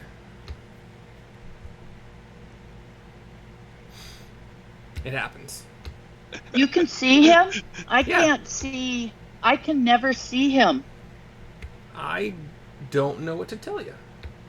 Does Yeah, your screen like, I only can't- show I- 2 cameras? Ever? Yep. And he always just shows up as his icon. Oh. Weird. Oh, there she goes. So while she's reconnecting Neil, what are your thoughts for getting from Neverwinter to wherever you want to go next? We just need to collect everybody, and the only like strategy we had was to travel at some point by night in order to make it to the base camp, so that during the day the dragon didn't spot us. But then again, I don't think this dragon's gonna like attack us down the road, but I could be wrong. And then we would have to fight it without Rio. So the idea was to travel at night to avoid at least getting, we need to get up there as close as we can without Getting attacked by it being in danger. That's what I was thinking too. If we travel at night, we can get to Rio without getting taken out. Hold on. Where's my... What I'm gonna say is, you guys had your night of carousing and playing, and you got your free room, you got your free breakfast. I would, unless you're do you want to roll for a point of exhaustion for not having a full night's sleep, or do you want to wake up later than you normally do? Wake up later. Okay. You could just wake up later, yeah? And then, do you just want to have your breakfast and go? So you're gonna do some traveling during the daytime? Probably Yeah. some, yeah, because it's only just like the final approach to the mountain, or that maybe. Well, I mean, we can look at the map again. Yeah, let's. It's the final approach to the mountain that's going to be the problem, in my opinion. Right. That's right. what I was thinking too. You guys could do a lot of your travel today, and then. Yeah, and then it's just the final approach to the mountain. We want to be in the dark, which could even be in the evening in the same day. I mean, possibly. Yeah. Okay. So then, theoretically, that we could do it all in one day. I would assume. I'm assuming a couple things here. Bugdob still has one of the sending stones. Yes. Okay. I would assume you would probably go just pick up Bugdob. Yeah. Maybe even take like a nap kind of thing with Bugdob in camp, so that you have some a buffer. With Bugdob. Yeah, like a buffer of sleep-ish to like make it later into the night, where you could, if you want to do that, you have everything you need to get that done, and you could make it to the base camp, we're calling it, at the X, during the night. The only information you have so far about the dragon's travels is the one time that Rio saw it going from Icespire Peak to Connieberry and back. You guys don't know anything, as far as I'm aware, about the dragon leaving this morning. No, because that hasn't happened. And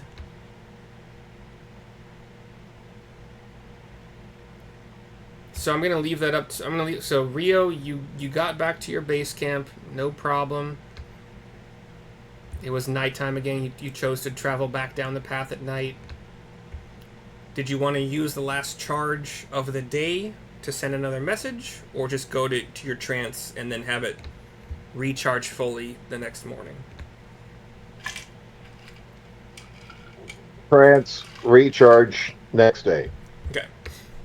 So while they are traveling to pick up Bugdob, you're waking up at the base of the mountain. What are you doing while they're traveling? Or do you guys want to use any of your charges to talk to anybody on your travels?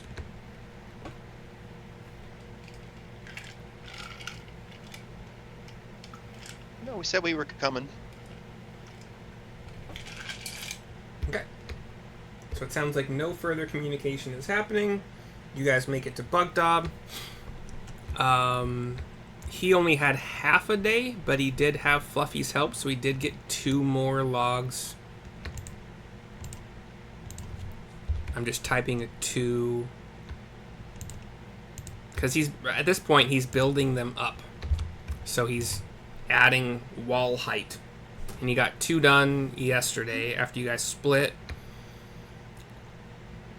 By the time you guys get there after kind of waking up late, I think he'd probably get another 2. Nice. Okay. And I think I determined that the thickness of these logs is roughly...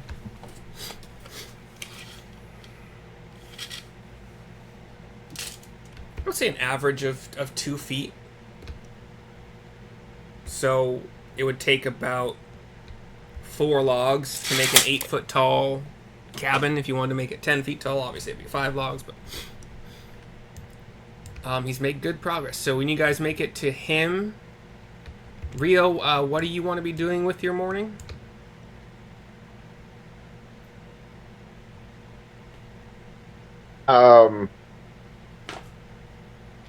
Observation,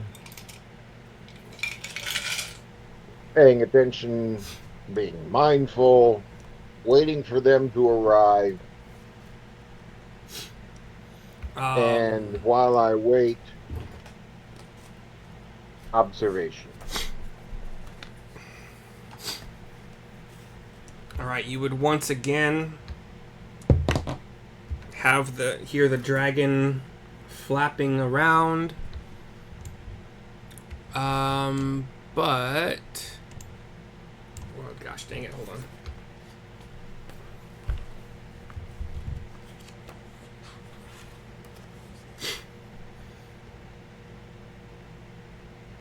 Oh yeah, it would fly. It would fly right over you. Actually, you would see the dragon. Less than 2. Yeah, you found a hill. You found a cave somewhat close to where that X is. So less than a couple miles to the west, where you guys know that Mountain's Toe gold mine is. I think you guys were with me when we did. Yeah, you guys did. You see the dragon land there. And then a few minutes after that, you hear it and see it fly back over your cave and back to Icespire Peak. Anything else you want to be doing with your morning or day while you're waiting for the others to catch up to where you are? Making arrows. Okay.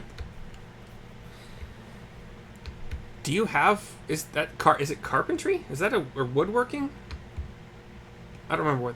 Fletcher. Okay. But, like, does this game have a fletching skill or a craft... Like... Wood carving? Like... Anyway. You make arrows. I've got wood carver's tools. Okay. Yeah, wood carver's tools, I think is what it is. Yeah, I knew there's something.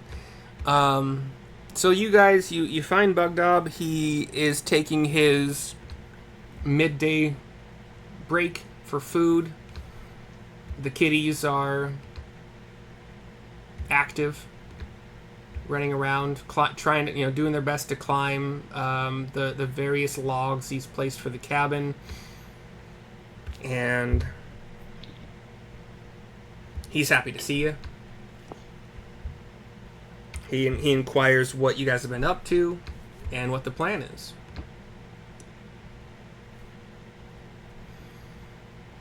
Are we gonna go hit a dragon really hard now? Like, what are we doing? Go ahead and explain, Neil. I am messing with my audio right now. I'm having issues. Yeah, so we're gonna go set it on fire and attack it. Yeah, I mean, yeah. I mean, I'm sure we'll let you have at least one swing, but we're all gonna mess it up really bad. Bugdob no need hit dragon, but participate. Participate? That's a word Bugdob heard you guys use. I haven't used that before. Participate. Bugdob participate in mayhem overall. That's right. If hit dragon, cool. But also dragon kind of scary. So either way.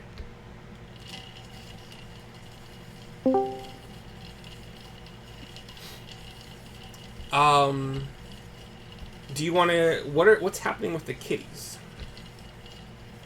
and Fluffy?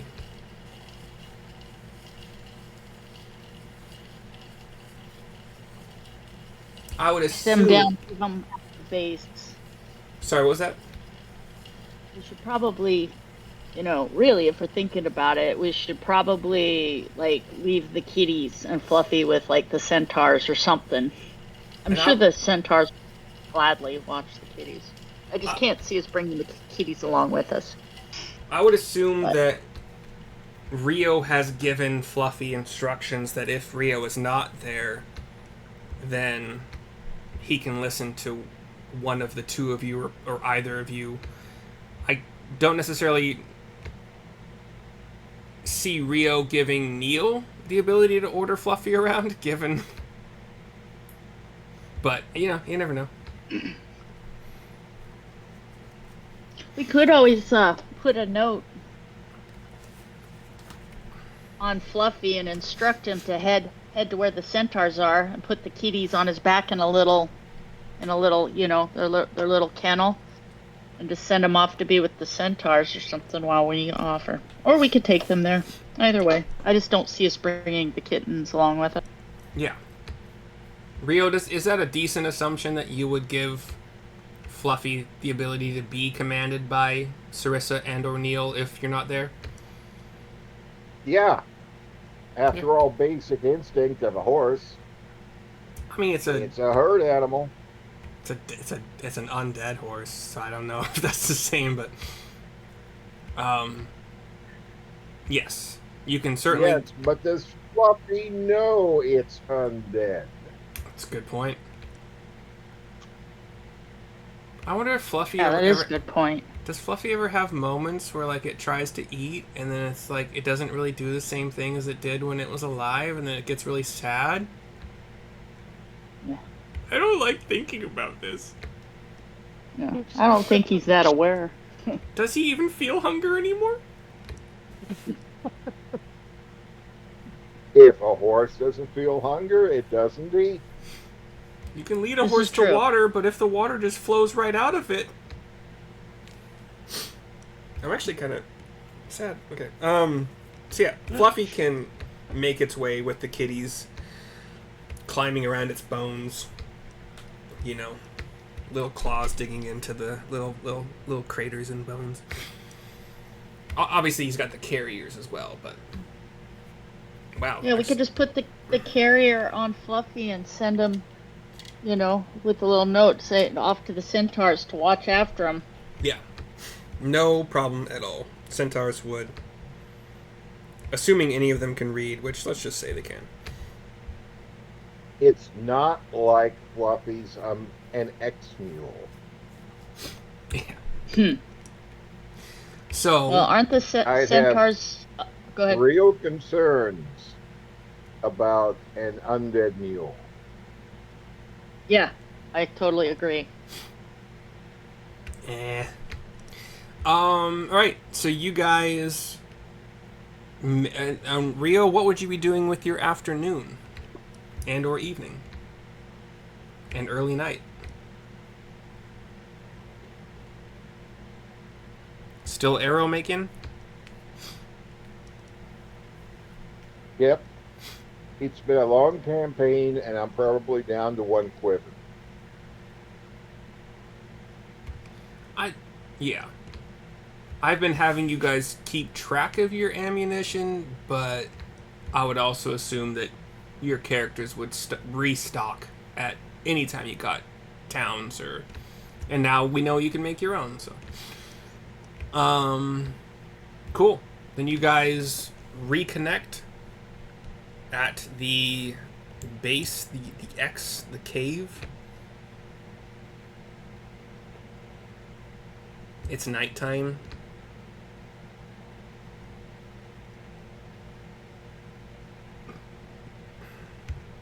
What's happening? Okay. Here we go. We're here.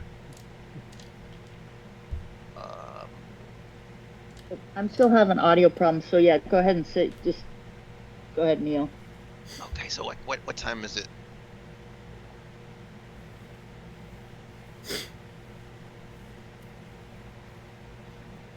Sorry. After dusk. Yeah, it's night. A couple hours after dusk. Yeah. Cool. Like, hey, Rio, from right here, how long does it take to get up there?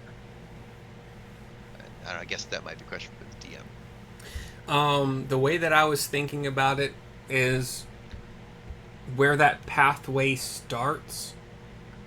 That's on the actual Icespire hold map. Is about 80%. I think I said 3 hours. So 3 hours to get to that start of the map. 3 hours to get to that start of the map. Okay. I feel like that's reasonable. And I've hiked for an hour. I know how high I got. Anyway, sorry. that's okay. Well, maybe we will have to make our approach in daylight with our snow camo, because once we see the dragon leave its lair, let's say, to go hunting, we're going to have very, very short amount of time to try to get up there and get in the fortress and set up our ambush. So we're going to need to be as close as possible, right? In order to take advantage of, getting in there when the dragon leaves. And do we think that he has any helpers in there or anything? The only thing that you guys okay. I think I told you that when somebody saw, when you were doing your scouting, your recon, somebody noticed that, I think I told you this, like one of the horns or whatever, spikes or whatever on the dragon seemed to move and detach. Right? I told you like one of those did that, right? And it was eating what the dragon was eating, like it was taking little pecks. Like one survivor saw that. No, we didn't know that. I'm pretty sure I told you about that. I kind of maybe remember that. So I should have wrote it down because that's crazy. Like, as if there was some like additional creature that was riding along. Yes. With the dragon. Yeah, and it was the same kind of color as the coloration of the dragon. When it was on the dragon, as if it was a spike or horn or whatever, it was indistinguishable from the dragon. When it started to move and detach itself, it kind of looked like, I'm just gonna say, like an icy imp kind of thing. Like that would be the shape of it. Cool. Okay, so one of us should take that thing on. Like we should, like maybe somebody with range weapons like me and Rio should attack that thing and take care of that thing first. Focus fire on whatever that thing is. That's one way we could do it.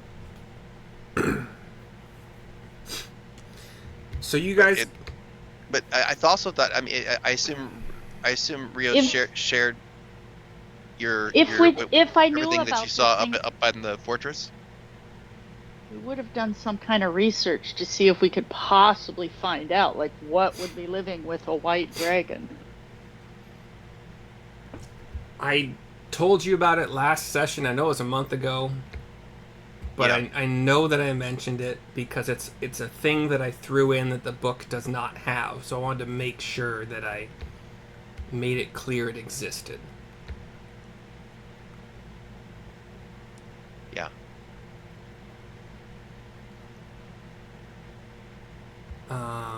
And you guys got to Rio about 2 hours after dusk, let's just say. Did you want to make any kind of an approach during that time? Like during night? No. If it was... Go 'Cause ahead. I don't know if are we gonna go in at night, or I thought the plan was that we were gonna try to get in there and set an ambush when it went out for lunch. Yeah. That's what we said. Yeah.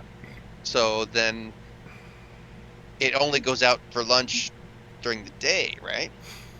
Yeah. As far as as far as what Rio has told you so far, he's only told you one time that the dragon left kind of early in the morning. So you don't know a pattern yet. Right, we don't know a pattern. But if it has Chinese and then goes to bed, it's going to wake up hungry again. Of course. And so, the thing living on its back, it's imp-sized, or we know it's an imp?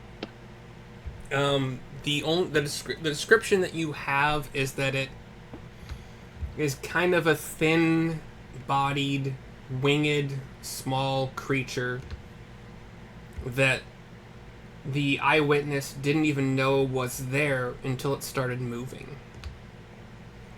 Those speak infernal, don't they? I speak infernal. I wonder. I don't know what imps speak to be, but I think infernal is correct. I think they're little tiny devils, or devil. They're just like little devilly things. Pretty sure. Not to be confused with demons. We hate demons.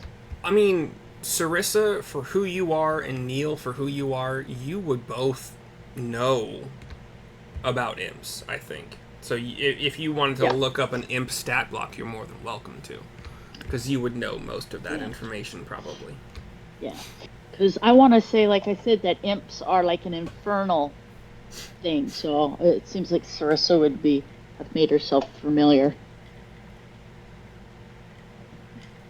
I think they can be, well, I know they fly.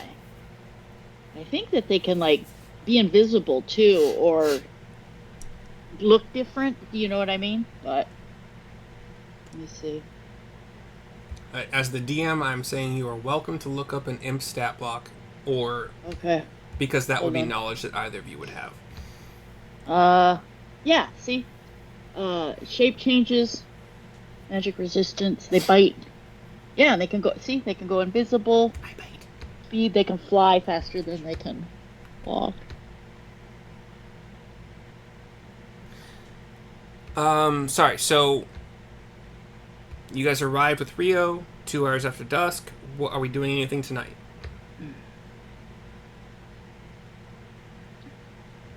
I don't favor it. Okay. Okay. When you've got somebody in the party who doesn't have night vision, Yeah. trying a night attack is an invitation for disaster. Touche. Plus, it's not going to leave to go. Wait, I don't think it's going to leave to go hunting until daylight. So let's spend the night.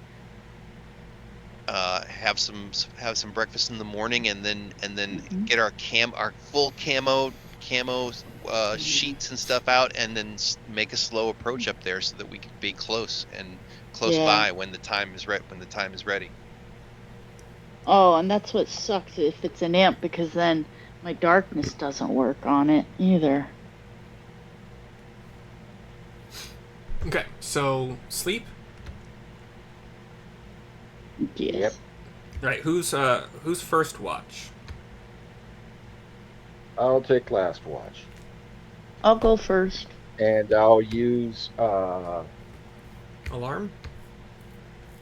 alarm after making good berries. Okay. How many good berries? And How many? It's 10 per spell slot, spell level, I think, right? Right. One batch. Yeah. and are we going to try to do our little mini heroes feast so we can get the little boon? Would you like to do that tonight or tomorrow morning? And it does require some kind of a cooking, like a fire. So What do you feel? Whatever these guys think, but I think we definitely need the boon. So if you think maybe you can figure out a way to hide the fire, or Gonna notice Yeah. the fire. yeah, Yeah. or like risk it while it's theoretically asleep. Like that's all up to you. Well, we could also do it wait till the wind's blowing the right way and get underneath a rock shelter so that there's a big rock or a shelter between us and the cave. You know what I mean? There's ways to do it. Just got to be smart. Do any of you have any magic or cantrip or something that can direct wind and air and whatever? Or a spell that could negate the need for a campfire for heating up and cooking food. Let's see. Heat metal could theoretically do that. None of you are druids, but it's not a druid-only spell. I know there's thaumaturgy, because you can cause a light to dim. So couldn't you use thaumaturgy, like if you were under a rock shelter and the wind was blowing, so that you were, I don't think thaumaturgy can do that. Hold on. Let's see. You can cause a flame to flicker, brighten, dim, change color. I don't know. Yeah, Try to dim it. Get a big old rock or an overhang, and then just dim it down as much as possible. Or theoretically, I could just cast darkness around us. The only thing, but then, like I said, that imp can see through darkness. But if we had a rock in the way, and we made sure the wind was the right direction, and then I cast darkness, I don't think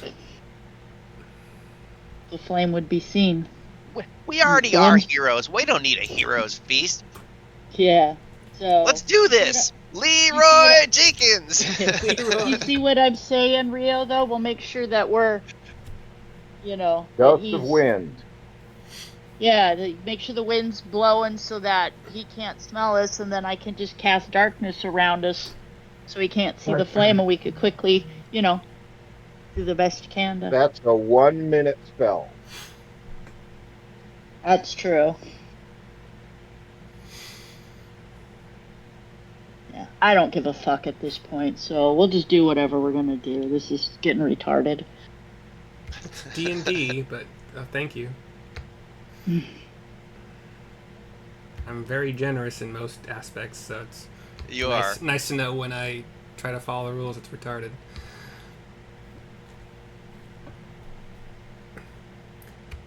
So, no food before bed, it sounds like, but you want to think about how to have your boon in the morning with your breakfast? Yeah. Okay. So... Charcuterie board. Right? Neil, A take hero's first watch. charcuterie board. First watch, Neil, give me a perception check.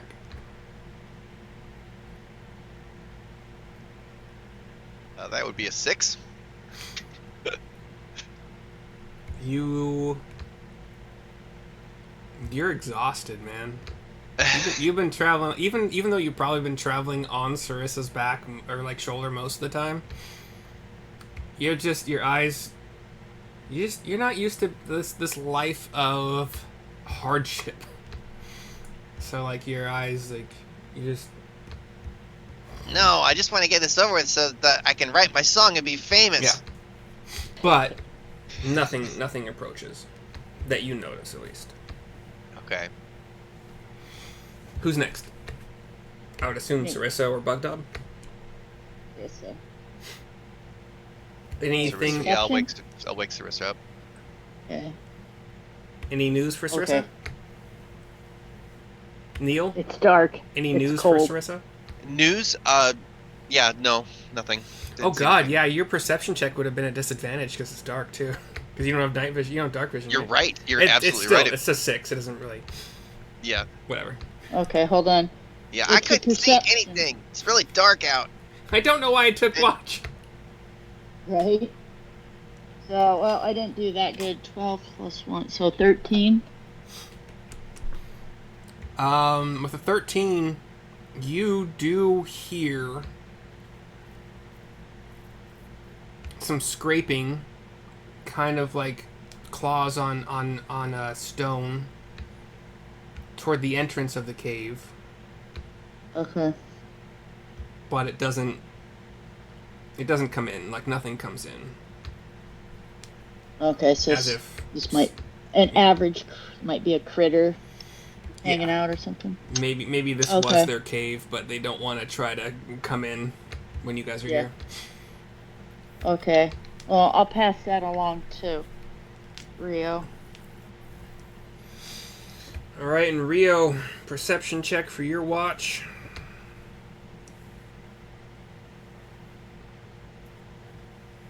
I think he rolled really good. I haven't actually had that up. 23. Yeah, Cool. that's pretty good. I'm actually kind of worried now that I have not caught any of the dice rolls because it's weird. Like I have to have the window open. I'm not sure, whatever. But with a 23, Yeah, you have to have it open or it doesn't show up. I've noticed. yeah, and there's just too much to juggle.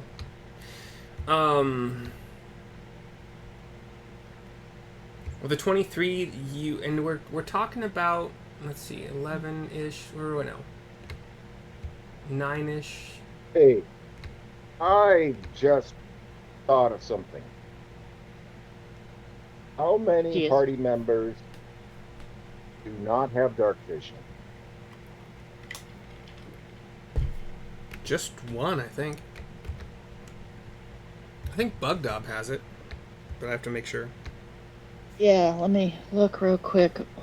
Ogre, right? Ogre. Yeah. I think he does. Hold on. I feel like they do as well, ogres. But I'm not sure. Dark vision. Yeah, he has Cool. dark vision. What are your thoughts, Rio? I can cast dark vision on one party member and give him 150-foot dark vision. Ooh. For how long? 8 hours. Oh wow. Okay. What levels is that? Second level? Second. I mean, he still rolled a 6, so it wouldn't have changed that. That was even without Yeah. disadvantage. So, but good to keep in mind in the future for whatever you guys want to do. But you're with your 23. You hear the diurnal animals that are around the cave start to wake up and go about their business, but no threats. Nothing comes your way. Your alarm is untripped. And that puts us at 9, 11, 1, 5. So roughly 5 a.m. Still kind of dark. Actually, still dark. Not kind of. It's dark.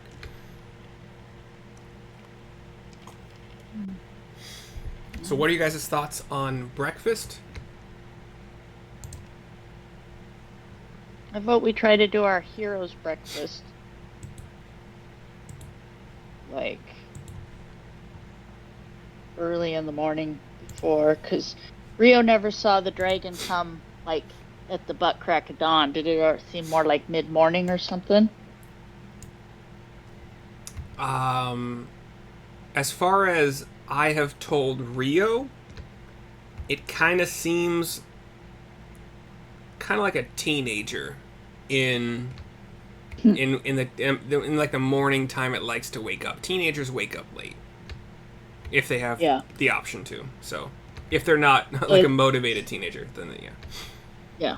So he likes to wake up, like a a late morning, Yeah. very early afternoon 9, type. 10 kind of thing, yeah. Yeah, so we could just eat. We could do our breakfast, like make sure the wind's blowing the right way, and just snack, early, like at fish dark or something. Yeah. Did Now, you say here's another fish dark? question. Yeah, at fish dark. What is that? Probably. Um, What does it's fish dark mean? well, we call it fish dark. It's like at dusk and dawn, depending on, like, it'll still look light to people, but by the perception of the fish you're trying to catch, especially if you're seine fishing or fishing or whatever, it's ostensibly dark for the fish, but there's light for the mammals and everything. Never heard that, but that is really Yeah. an interesting term. Crazy. That's Google it. Like I said, in Southeast Fish Alaska, when you say fish dark, everybody knows exactly what time that is. And if you fish too, it's so, like I said, because you can still see at fish dark, but yeah. Rio, I am looking at your spell selection, and I'm surprised you have, like, no spells. Like, you have spells, but you don't have Hunter's Mark that I can see. Get Wait. off in lieu of something else. You only have 6. Sorry, 1, 2, 3, 4. You only have 5 spells. How is that possible? Even for a ranger level 7, I know you're a quartercaster, but wow.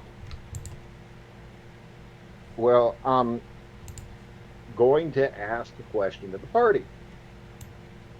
Spellcasters, what do you think about casting silence before our attack? Did my internet just Does freeze? anyone have a spell with a verbal component they're going to rely on? Hold on, Justin very, just very possibly, yeah. yes. So much yeah, for that bright idea. Never mind. Yeah, if you guys want to discuss, like, if you can set your spells for the day, if that's what your class can do, then if you want to talk about your options, and we can say that happened last night or whatever. I can potentially do stuff that doesn't require verbal. It depends. Why are you have something to? Is it like a quiet spell? What is it? I think he I was. have silence. Yeah. Silence. Okay. yeah. Okay. So there's verbal components to my. I'm looking. Actually, pretty much everything that I have. Yeah, I'm looking through your guys' verbal. set spells. I'm not looking through your guys' like actual possible spells. What you guys have Well, set almost everything's verbal. Yeah. doesn't help for the fire thing. Yeah, everything has a verbal. But that doesn't necessarily mean that I can't cast it in a zone of silence unless the spell says that like the target has to be able to has to be within range and can hear what I'm doing. Like I don't think I necessarily have to be audible to do a verbal when I cast, do I? If it's verbal, I believe if you're in silence, then you cannot cast spells that require verbal components.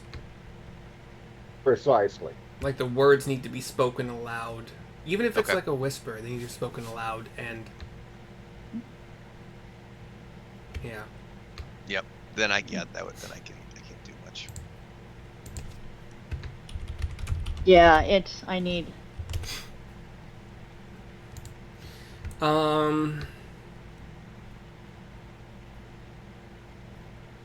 So, did you find the fish dark? No, I'm not looking for it. If anybody else is, then... Gust of I Wind. think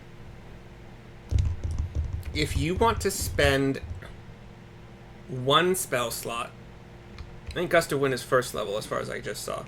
If you wanted to go into this dragon fight with 1 less first level spell slot, Rio, I would allow... It's second level. So 1 less second level spell slot. I would allow gust of wind to be a longer duration for a lighter effect. So if you guys are worried about if you're worried about the fire being seen during the day, not an issue. The smoke, however, would be the issue. So if you want to spend that second level spell slot and have like a longer duration but lighter wind effect just to keep the smoke from, or like you can either dissipate it a lot, like however you want to use it, but that's your bargain right now. If you think that I've got the perfect solution. okay, Set up a bed of coals the night before and put our meal in the bed of coals. No smoke in the morning. But the food will be warm. Smart. when are you heating these coals? And do you have coals? That would require preparation the night before. Yeah. How do you? So, I know the charcoal that you buy in a bag. I also know that you can create, like, I might not know this for sure, but you can have wood that you heat up a fuck ton to where it's like really hardened and kind of coal-like. Remember Smokey Bear warning people Yep. to douse their fires Yes. really well? Yes. Stir and douse again. Yes. Coals from a fire will hold heat overnight. Okay. So, but this still requires a fire to create the coals. Right. So I'd have to make a fire in the afternoon or evening Mm-hmm. and then bank the coals.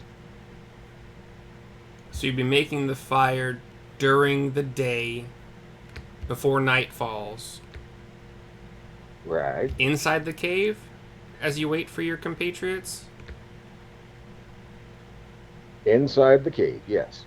Okay, so that eliminates the... A hardwood fire to minimize smoke. Okay. Okay. If I roll a 19 or higher, the dragon, even though it's asleep, animals tend to still be able to smell things when they're asleep. So if I roll a 19 or higher, it piques the dragon's interest. And it follows the smell. Makes sense. That's an 18. Not that 18 is necessarily close to the 19 or 20, but number-wise, Right. Number-wise, Whew. that's funny. Actually, it's like one corner away from 20. It also depends on wind direction. Yeah, it would, yeah. Because if the wind's coming, if we're, But since I rolled under 19, I'm not going to worry about it. But it would be a factor. You're totally correct. And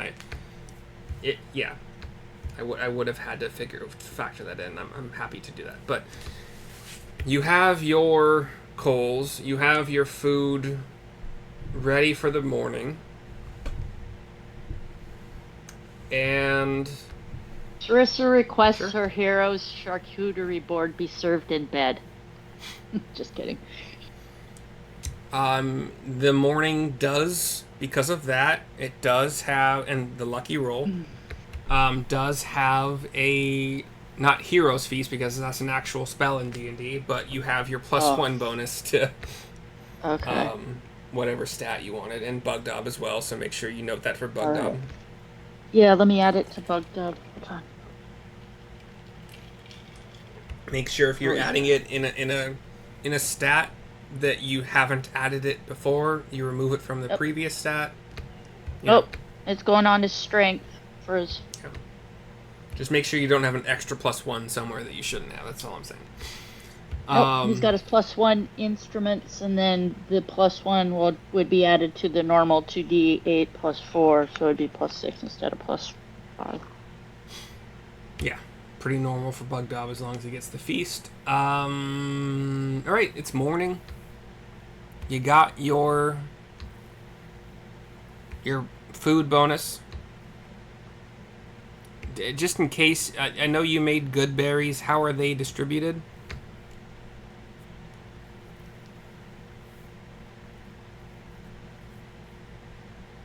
And who gets them? Each permanent party member, including Bugdob.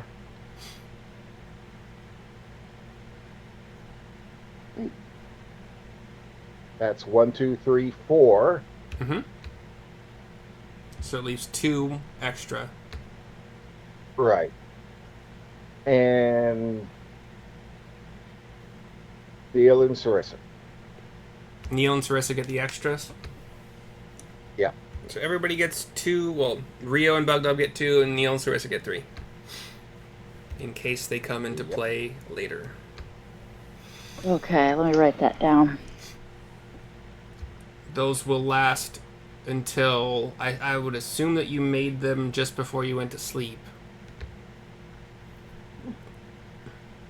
So they will last until 9 p.m. tonight. Okay. So, we got an hour left in this session, but Justin has said that if we don't finish this campaign tonight, we can maybe do a couple hours another night just to finish whatever, but so no rush. Yeah, because like I said, if we needed to, like during the week or something, it's Anyway, what are you guys doing this morning?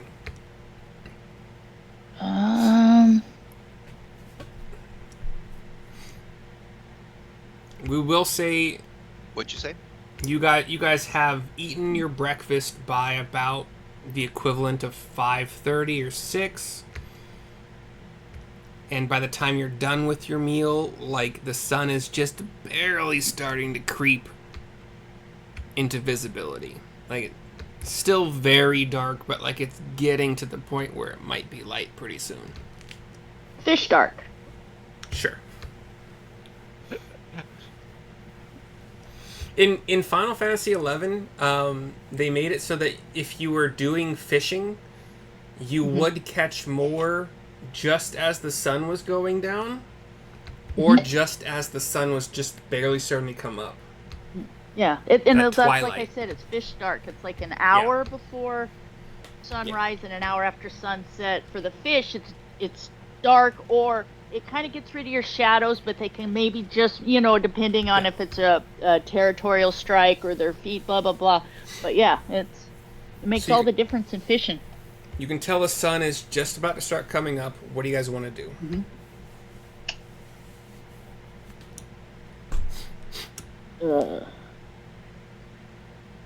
Okay, this is the time when we need to put on our camo. We need to get everybody fitted out with the sheets.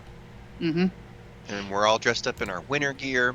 And if we want to have any time at all to like lay a trap, we need to be able to like move in as quick as we can once the dragon flies out, because like I don't think he's gonna be long. He's not gonna be gone for very long. And we need to decide, like, we're not going to have time to suspend the oil barrels up, but theoretically, like, do we just dot them around his cave so we can just or do we want to make it so like we put most of them towards the front so that he can't fly out? Let's just wait and see what it looks like when we get there. Okay, perfect. But I think we should like get camoed up and just start going up there. Like there's no one time that's any better or worse than another. Like let's just get close enough while maintaining our stealth. Like we're gonna have to move really slow anyway as it is. I think it's 3 hours to get there. So I was about to if say we that. if we take that at an even slower pace, we better get moving now, or we might miss our chance. Yeah. If we want to be all camo and stealthy about it. Agree. Okay, so you have, let's just say for the sake of it, you guys had 2 horses when you were buying the sheets. You didn't have 6 mules. But we'll say that you accounted for, or even bought more sheets in Sure. Neverwinter Yeah. for the increased number of animals. Are you guys traveling the entire way up the path under the cover of the sheets? Or are you kind of like deciding after an hour of daylight, then you put the sheet? Like what? No, I say we go full stealth mode from here on out. Okay. Yep. I'm just gonna say, the plan is fun, but the thing I just thought about is, you have 6 mules that you're hoping remain silent the entire time. We were gonna let a couple of the mules like head down the yes, like swat them on the ass and send them back down the trail. if would we do that, like if we hear a dragon, like we'll cut one loose as like a decoy, basically? Is that what you mean? Yeah, we don't need to bring all 6 of them with us either. Like we brought them, in case somebody went lame, but realistically, we could either bring them with us and You could swat leave them on them the down ass. there, and Yeah. and if they make a bunch of noise down there, Right. then that's Yeah, or better yet, swat him on the ass and send him further away. So when he gets up, you know what I mean? They'll start heading home and just, I don't know. Yeah. Yeah. And we would probably want to do something so we remove our scent from said mules. I'm assuming the white dragons. And there's ways to do that. I don't know if we'd have to do it with the spell. Like I said, it's all something like your average hunter or person that spends any outside. There's various things you can do to remove scents from other things so that, it smells mule, not us. I hadn't even thought of that, so thank you for putting that in my mind. Okay, Yeah, well, no, can we cast silence on the mules?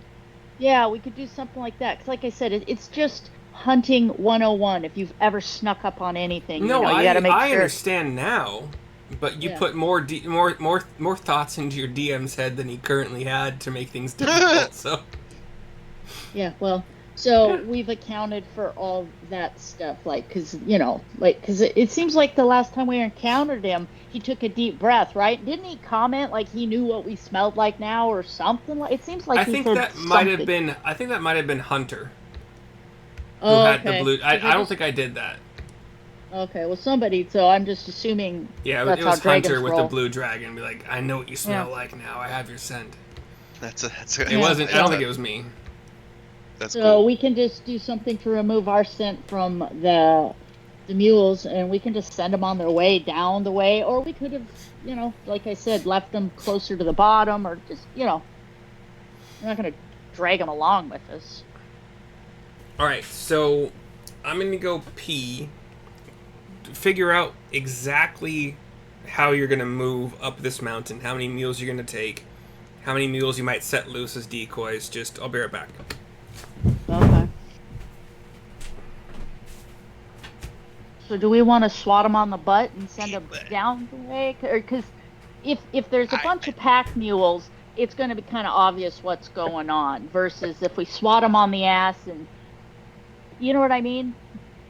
I don't know if like the whole decoy thing is really gonna make much of a difference, but the thing that is keeping them quiet. So yeah, how do we keep them quiet? Can you cast silence on them or something, and we'll swat them on the butt and just have them, head down? Just so that way, because even if it's 2 or 3 hours, by the time he gets up, they can get pretty far, How does it work? No, it just creates a 20-foot radius sphere centered on a point, and then you can't like just move that sphere. Yeah. So you can move Well, it. we could always summon a buddy. Summon a buddy and get Grebo and have Grebo talk to him and say, hey, I need you guys to be quiet, because he can talk to animals, and have him say, I need you to be quiet Yeah, until he you can get make the to the animal handling bottom. checks. Yeah, and he could just talk to him and be like, if you want to make it out of here, I need you to be quiet, because mules are incredibly intelligent, and they've got pretty good self-preservation too, much more so than a horse. So yeah, he could just talk to him. You want to know two things that I didn't think about until just now? One is that you guys had Summon a Buddy all of these days, so you could have theoretically used it to ensure... Summon Grebo for scouting? Well, that, yes, but also Yeah. ensure a meal prepared without any need for, like, worrying about smoke or light. Like, you could have easily created a character that could take care of that for you. Like a level 7 spellcaster probably has that possibility. Yeah. But just make them do the thing. The second thing is, I don't want to play for you. But why are you bringing them? Oh, because the barrels. That's right. I was like, why are you bringing the mules at all? Because you can always barrels and we need to barrels. take down the carcass if it's yeah, up but you there. could do the carcass transport later. You don't have to. Yeah, we would have. What we probably would have done is we brought the extra ones in case one of ours went lame. But I'm saying once we got a certain amount up the mountain, we could have let the other ones go at some point, or you know what I mean. We're not going to drag 3 extra mules up to the site where we're trying to lay a trap. That's dumb. So at some point, so did we summon Grebo, who talked to him and said, hey, I need you to head out of here, head that way, and I need you to be quiet. We could have even done that like earlier the other day, or you know what I mean, just been smart about it. Like, or maybe right after the dragon had been out and we hadn't seen him moving around anymore. Been like, okay, head down that way. Need you to be quiet. Stick to the bush. Stay in the woods. Don't be running right down the middle of the road. And, or maybe even told him, like, depending on how much time we spent at our cabin, say, head back to our cabin or something like that. Okay. Yeah. Mules are much smarter than horses overall. That's not what I'm worried about at all. What is the plan? What are we doing?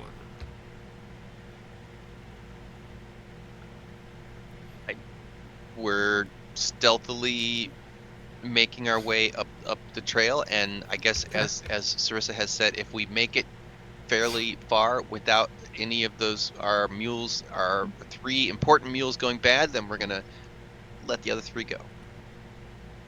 So we could tell them to be quiet, and maybe we could make it up to so far close to the fortress and then hunker down and wait for Dragon to go out for his meal, and then bust ass to get up in there. All right, so we're starting the trek up the pathway with 6 mules, an ogre, the 3 of you, under sheets, right? Yes. Okay, and we're probably going to say you're at half speed because we're trying to be stealthy, so instead of 3 hours to reach the start of whatever this map is, it's going to be 6 hours.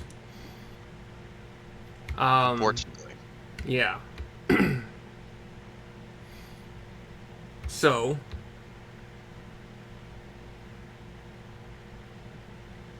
when you are 3 hours in, when it's roughly 9 a.m., I'm just, even though you guys don't know this, I'm just having the dragon be regular just for the sake of just my sanity. So, and not having to roll for, like, oh, he wakes up at 11 this day, like, doesn't, whatever. Wakes up when he's hungry. You guys probably aren't... You might hear like a low rumble of sound that kind of just reverberates along the cliff faces and the mountains. I'm going to roll for weather actually here. So... yeah. If it's a 7... 17 or higher, there's snow. 19 or higher, there's kind of a blizzard. Well, not blizzard, but like it's heavier snow with. Yeah, it's an 8, so it's relatively clear skies. Maybe some little fluffy white clouds, but nothing else really. When you make it about 3 hours into your trek, you do hear the stirrings of the dragon waking up. You hear the rumble. Rio might even say, that sounds pretty familiar, you know, like... You hear, Mom, I want to get up. Yeah. What do you do once you hear the rumble?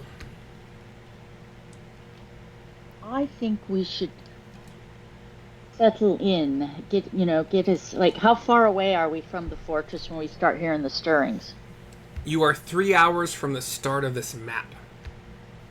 So, like, you're 3 hours from the start of this pathway up here. So, well, how far is it, like, so... I don't know a distance. It took Rio 3 hours to get here. It's going to take you guys 6 moving stealthily.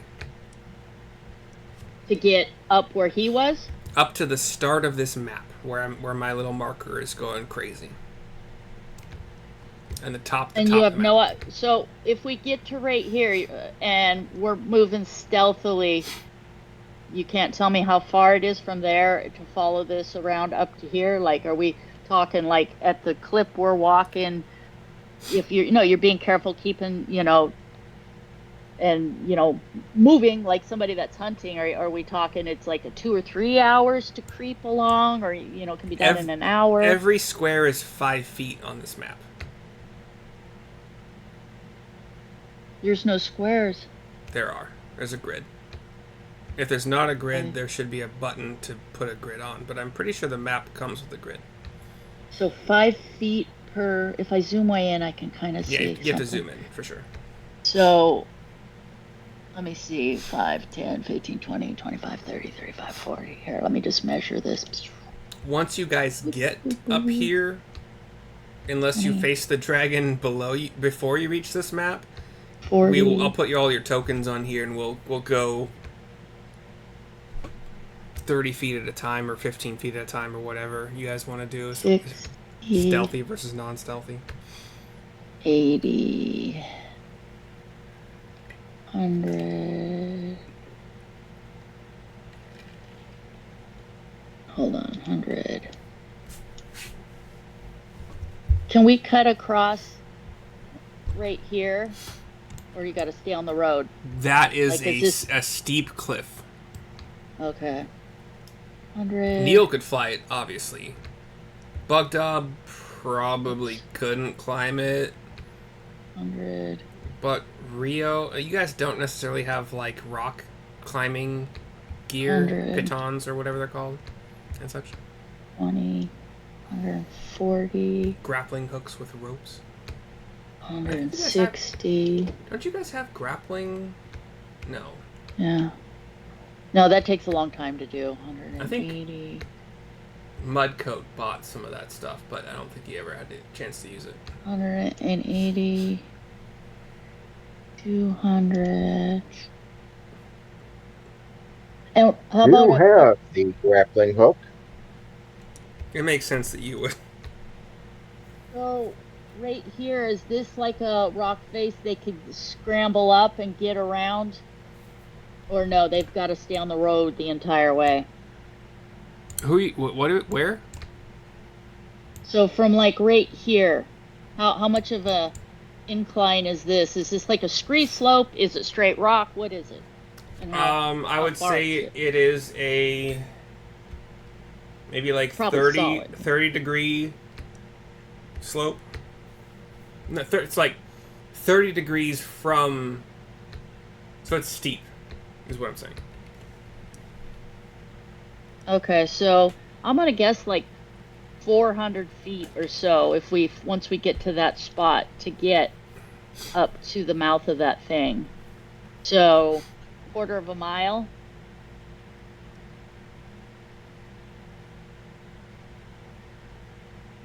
Can we say, like, we were keeping track, moving stealthily?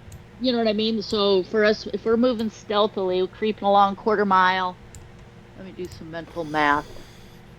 Well, once he's gone, we don't have to be as stealthy. We can literally, Right, once right, he's yeah, no, gone, we can right, just, we just need yeah, to bide our it's a time quarter, now. We need yeah, to hunker down yeah. and keep a lookout It's, and wait for yeah, our opportunity. it's a little over, so 400 feet, like I said. So yeah, if we hunker down right here, we could get up there incredible, pretty Yeah, fast, and potentially we could tell Bugdob, maybe even if he can just scramble up over this little bit right here, and while we just bust ass around, or you know what I mean. Or he can run easy, so he can keep up with us. So it's just a matter of. And here is a thought. So once we get up so far, did we want to let those mules go, or do we want to put one barrel on each mule so we can truly haul ass? Because one barrel on one mule, those mules are going to be able to move pretty damn fast. So I don't care. that makes a it's another difference. option. Yeah, Yeah, because once he's gone, I if don't know we if it just, does. it's it's a 1/4 mile. It's a lap around the outside of a football field. Because I don't think in meters, because I'm American. But yeah, 400-yard dash basically up through here. So I don't know. What do you think, Rio?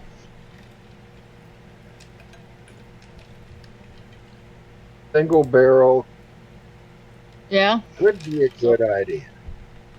So rather than letting them go, we could sheet them all up. We could stealth along, hole up here. And then each donkey or mule could theoretically just have one barrel on it, which would be like nothing to these things. So they could probably get up here quicker than us, but then we could just haul ass as fast as we can up the path. And then, well, we might want to just let them go so they take off running, because they're not going to stand a chance staying there. Yeah, I found out the barrels, when they're full, are roughly like 76 pounds. So Yeah, an empty 22. 76 pounds to a mule is like, Nothing. it's Yeah. like nothing. So We could get the barrels off and then just threw the mules out of there. Like I said, could have had Grebo had a conversation that when you slap them on the ass, they shut up and just start running. It's a thought. so But we then we're again, when the dragon's coming back, he is going to see the mules running down the path and is going to be forewarned. So, having said that, do we want Yeah, to keep the mules with us and bring them on in and be like, yeah, well, okay, because and something, we might have we might even have enemies to deal with when we get there. We don't know, but yeah, let's just yeah, bring the mules. I mean, yeah, we'll just bring them in with us, and you know,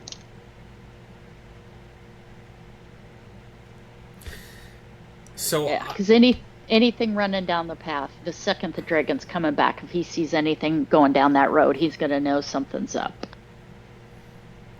so I am going to allow some posthumous is not the right word. Retroactive. I'm going to allow some retroactive strategizing here. Where I'm gonna say that you guys were talked about all of this stuff before you started trekking up the mountain. Yes. So you're We also you're we need to 3 figure hours out who in. or someone the buddy's gonna be like. We're probably not gonna deal with undead, so Adon's probably not the guy. But Did you use summon a buddy at any point in time to talk to the mules? if we were gonna do it, it would have been probably at the bottom of the path, just to let them know, like, hey, we need you to be quiet on this trip, So it would have been. So I don't know. It depends on whatever the group wants to do. Yeah, because that would use a charge out of your 2 charges for the day. It's up to you guys. Yeah. Rio has the possibility of using Speak with Animals. I don't know if he would have used a spell slot for that. Well, That not use a spell slot. That is a ranger specific thing that is slotless. So I will use it. well, and theoretically, when we got the mules, the conversation could have been had. Like literally 2 days ago, like, hey, we need you guys to be quiet on this trip. I need you to listen to these guys. There's treats in it for you, that kind of thing. Yeah, I understand that. But most DMs are not gonna allow you to say, "Oh yeah, 2 days ago we had this conversation." Sorry, like that's just not how it works. I wasn't saying it was. I said theoretically. Yeah. So, Rangers yeah. get free speak with animals? I don't remember that being a Really? thing. Something that it's one of the spells that, no, it does use a first level spell slot. Okay. But it's a spell that's always there. I can't unselect it. Oh, I see. Okay, yeah. So it doesn't require you to set it, like, and use one of your... Yeah. Gotcha. Okay.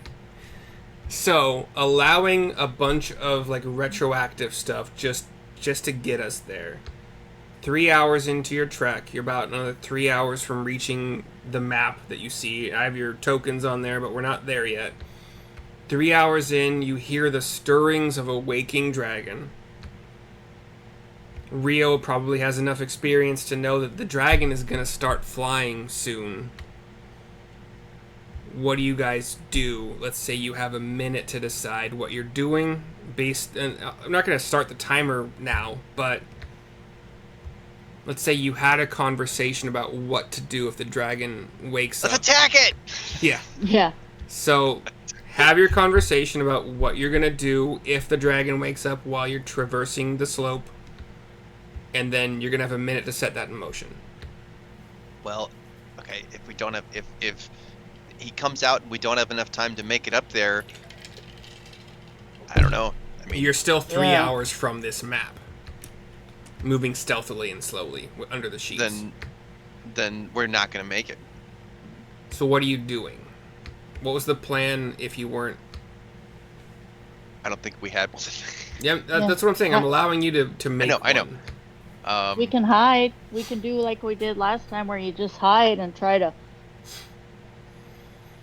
Or we could slap a mule on the ass and send him down the way, or just, I don't know. No, that'll draw him too. No, we Yeah. have to... I don't know. We have to hunker down until he comes back. If I mean... Okay, so plan B would be assaulting the lair with him in it, right? Yeah. I thought that was But- always the plan, but you would have your trap set up at his lair. Right, It's but lair. but if we don't get to set up traps, then we're just gonna have to Yeah. do a frontal assault. Yeah. So we Well, we if he just don't want to be sees us- we just don't want to be yeah. caught out here on the open on Yeah. the mountain. So when we're going up the 3 hours before we get to this, is it forested? Is it taiga? What is it? It's all just mountain and snow and one path and cliffs and So it's rock. yeah. Are there hidey holes though, like overhangs and shit like that? Possibly, but the odds of you being right next to a hidey hole or a cliff overhang when the dragon wakes up, those odds are gonna be small. Do we want to just say that if the dragon catches us, that we dump the oil, or we could have Neil ready to maybe fly up with his little fireballs, and we could just, Very get the oil off and just be ready to just, get behind rocks and set it off if the dragon starts coming at us. Like, is there some way? I'm wondering, is there a spell where we could, like, blow up one of the oil things? I wish, but you have to be able to sculpt spells. That would be useful, though. So it blows up without taking us out, but none of us. We could. If one of you had like the catapult spell, you could theoretically Yeah. catapult an oil barrel at the dragon, and then somebody could light it on Got it. fire. You also have Bugdob, who's strong as fuck, Yeah. and could theoretically Because- throw a barrel pretty far. Yeah, so do we But- want to make that the plan? And number 2, we need to figure out for summon a buddy who we're going to call that can help us. But yeah, I could see Bugdob, working it, and then, we light it when the dragon, to let it know So- we're not messing around. For stealth purposes, if you wanted to summon a buddy, just like the dragon's coming, we want to be unseen, unheard. For stealth purposes, you could summon a buddy that has pass without trace. That's one option. You could also summon a buddy that also has pass without trace. I think is not concentration. No, I don't think it is. So they could also have silence. So you have 2 things masking, like the braying of your mules and your tracks and blah blah blah. Hold on. If you want to do an assault on the dragon, if it were to come at you after a regular stealth roll with the blankets, the white sheets and stuff failed, if it fails, then you would have to figure out what you want your summon a buddy to be for an assault. Yeah, let me check. Let's see. You guys have only summoned and buddied Adon and Grebo. You have the full gambit of level 7 characters, classes, subclasses available to you. So Yeah, but we don't have them built or the knowledge to True. run 'em. Yeah. But with that item, you had the option to kind of create such things. But you guys have been very complacent with Adon and Grebo. So Grebo does have pass without a trace, so... Yeah, druids certainly do. Rangers can. Wizards, I think, can? The only wizard I know is Pip. Nope. Yeah. No thanks. Pip is all about the boom, though. Yeah, that's true. Pip would just end up blowing the entire fortress up. But she has gotten much better. You guys have, you personally, all 3 of you, have one experience with the dragon where it flew off after it attacked you, We and scared it all off. you did was like 10 damage to it. Yeah, So but it did fly off. yeah, so that's your knowledge base so far as it goes out hunting every morning. You're experiencing that right now. Rio's experienced that one more time than you have. Well, it's like a typical bully. If you punch back 9 times out of 10, they don't like it. You know that this dragon is not smart. It goes out, it hunts, it picks something up, it flies back home. It hasn't portrayed any other types of intelligence, really. So AFK for 2 minutes. Okay. So do we want it to be Grebo we summon? Do we want a Dawn? Or real quick, we could also summon a buddy and just decide what day we're going to actually fight the dragon. Between point A and point B, we could bust out a build of somebody. yeah. I mean, so Shannon, you've played a wizard from like level 1 to 12. You're somewhat familiar with the spells available. No. Somewhat. Pip, I think only made it, 11, 9, something like that. 11? Whatever. So Doesn't I've matter. got her right here. It's But, not like, that impressive. Level 7 is in there. You have 4th level spells available to you. Justin, you've played a lot of D&D, so you probably have a fair knowledge of a few different classes and their abilities, and Somewhat. I'm sure John not- also. Let's see, what level is Pip? Yeah, okay. Let's see, go back. But- How do I see? I'm still allowing us to be in the planning phase of what happens. I mean, you guys would have guessed that you were probably going to have this issue with how slow you wanted to move up the pathway to be stealthy. Yeah. With the Yeah. the current times that Rio and yourselves have noticed the dragon out kind of hunting. Yeah. I think Rio and Sarissa would both be very aware of how long it takes to sneak and snack and stuff like that. So, you would have had to plan, are you going to try to have a stealthiness thing with only yourselves and the mules and the sheets? Would you summon a buddy to make yourself stealthy? Would you send a mule running? Again, it's not a smart dragon. That's true. It might just notice a running mule and then chase it. It might not know that the mule came from what is a white sheet on snow. Like, Yeah. We're giving it too much credit. It's possibly. a young, dumb dragon. I'm still going to roll for it. It might roll good, but... Yeah.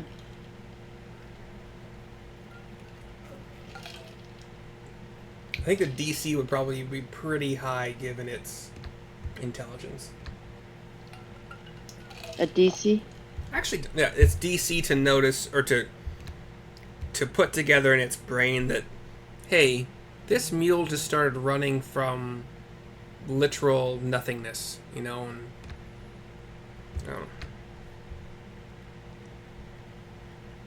I'm getting a lot of I've been getting a lot of replies to my Reddit post in the welding subreddit about the text messages I received from my foreman when I quit. He texted you personally? Oh yeah. I'll share it. You should probably I texted him that, talk hey, to the union I'll show rep you. for whatever union it is and let him know, hey, by the way, because that's not how that should roll, not even a little bit. He was condescending as fuck about it. But, yeah, that's not okay. But some of what he said rang quite true, you know? So, like, I posted on Reddit, I was like, hey, how right is he? That was the title of my Reddit post. How right is he? And 95% of the responses were like, he's a douchebag, he doesn't know what he's talking about. But, like, there's a portion that's like, he's right.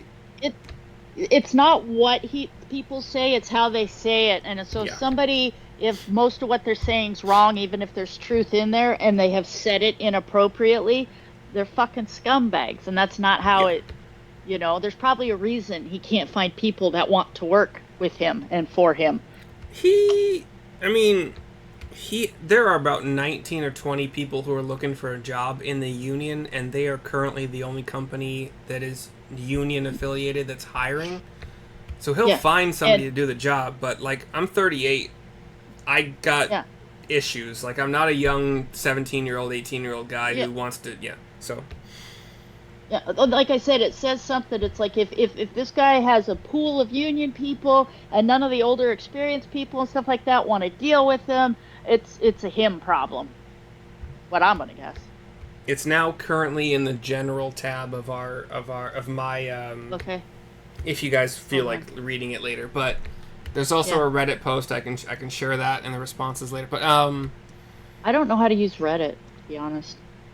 I mean, I would just give you a link and it would just take you directly there. You don't have to create a login, but it's just a forum. You see the main post and you see responses. That's all. It's like a Facebook post, no different really. But let's try to figure out this last thing with our last 20 minutes. As long as people want to be done in the next 20 minutes, like, it's up to you guys. But I got nowhere to be, obviously. He did not just fucking capitalize men. Are you fucking kidding me? Yeah, I got some responses about, like, women do the job, so what the fuck is he talking about? But anyway. Yeah. We can talk about it. We can talk about it. Don't worry about it. I'll send you the photo of me on my knees fucking welding. You could be like, well, my friend says you're a douchebag, and she's on her knees saying we gotta focus. We gotta focus. 20 minutes left, at least, if people need to leave in 20 minutes. What do you guys think your plan would have been, knowing that there's a good chance the dragon is going to wake up on your trek up this slope? You're covered by white sheets. You're moving slowly. I haven't asked for stealth rolls yet because it hasn't been an issue, but it could be now. I think we would have been stealthy.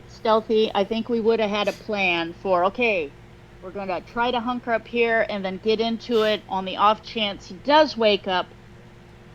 Plan B, which will be moi. Yes, the moi is what we're looking for here. I don't know. I don't know what that is. I'm thinking We wait for it to go. I Go ahead. I think we bank on the fact that this is a stupid reactionary dragon, and like if we hear him start and and he comes and it looks like he's coming at us, you slap a mule on the ass, or maybe like right when he's what I mean, like, or just maybe just start now, pull a sheet off of a mule, slap him on the butt, and have him just start heading down the slope now. Maybe the noise will draw it out, and he'll be too busy thinking, oh, I hear food or something. You know what I mean? I just hope that. I'm not familiar with all of your spells, but I know that Rio, at one point in time, had like conjure. Like I think he has summon beast for sure. Might have conjure woodland animals. Oh, that's right. Yeah, Could he I do not conjure have something? conjure woodland animal. I do have summon beast. Okay, so that's also. So Oh, could he do that? let's say, and this might spark your creativity between all three of you. Let's say, give me a. Oh God. I would need to know the mule's dexterity. Hold on, because we're gonna have stealth rolls for the mules, and they might be like.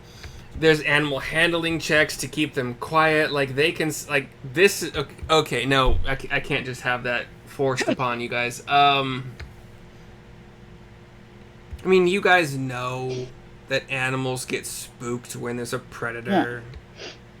Yeah, well, and we had this conversation, or I did with Justin, as far as when it comes to mules versus horses. They're literally two different animals. So if you've got a mule with its blinders and stuff on, they're just it's not going to panic the way a horse will. They're just overall less. What's that word? Neurotic. Do you guys want to just play this out right now? Yep. You guys want to just like make decisions in real time right now? Sure. Because we ain't got anywhere with letting some retroactive planning go. So, all right. Let me look up mule stat block. They're very dexterous too, and like I said, they're much stronger than horses.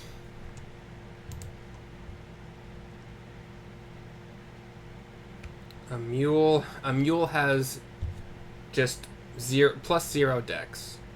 All right. So, let's do a group stealth check. Does anybody want to roll for the 6 mules, or should I do it? How many people can I affect with enhance ability? I'll roll.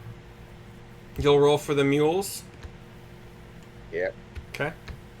So that is 6 rolls for them, 1 for yourself, and whoever wants to roll for Bugdob with, I think, -1 dex, and probably disadvantage for his plate armor?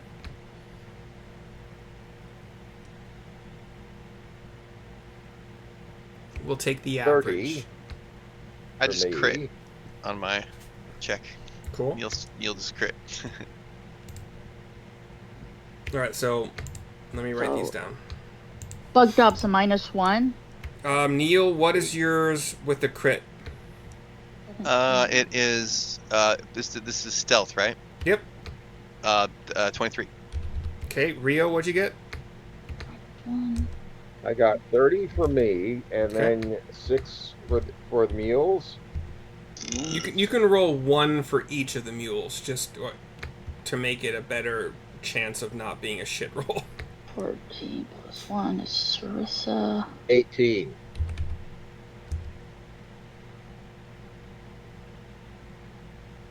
And Bugdob? -1 and disadvantage.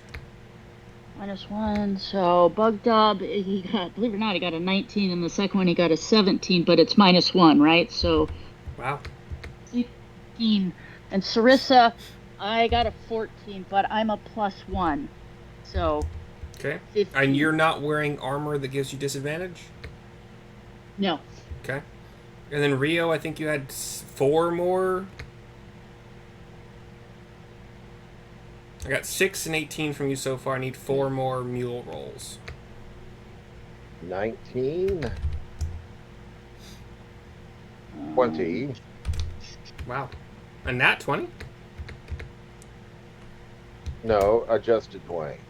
They have 0 decks. Oh, I'm sorry. I was adding my stealth. Oof. Still So rolling pretty good. throw those out. All but the first one. Okay. So I got 6. I'm deleting the 18 and 19 and 20. So that would be. What is their base deck? 0. Plus 0.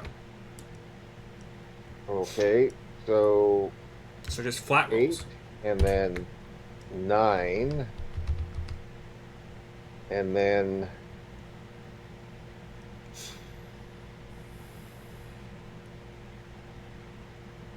9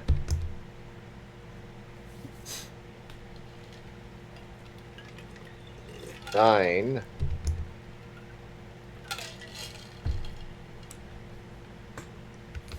5 Okay, 5 is the last one.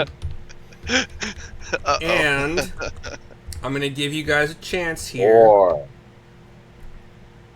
Does anybody want to use their animal handling to attempt to give a little bit of a bonus? Oh yeah, definitely.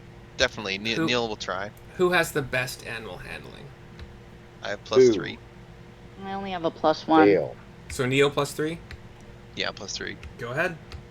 Repo has a +6, but we'd have to summon him. That's 5. Okay. That does not add any bonuses. Neil, how would you try to calm the mules at this point? I'm just sitting. I'm just kind of like sitting there like whispering in its ear. I'm like hanging on it. I'm on its head. I'm like, come on, shh, be careful, just be quiet. You're like flitting from mule to mule under the Yeah. sheet. It's like, shh, shh, shh. And they're like, "Ah." No. Yeah, All right. they don't like me at all. That is not a good average, but let's see.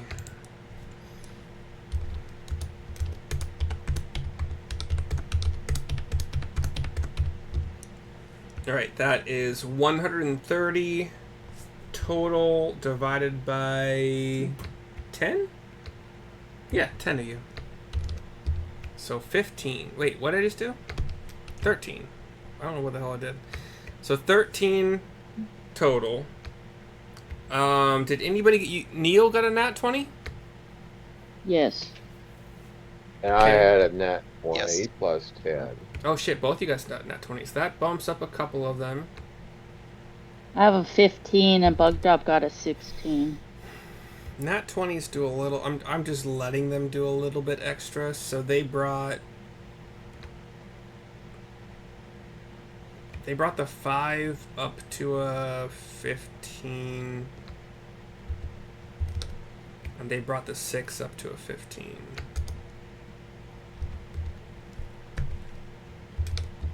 So it brings you to a 14.9. Let's see what the dragon rolls. I had it up. Why did I move away from that stupid... Okay. Perception for dragon is +0 for whiz, +6 though for perception.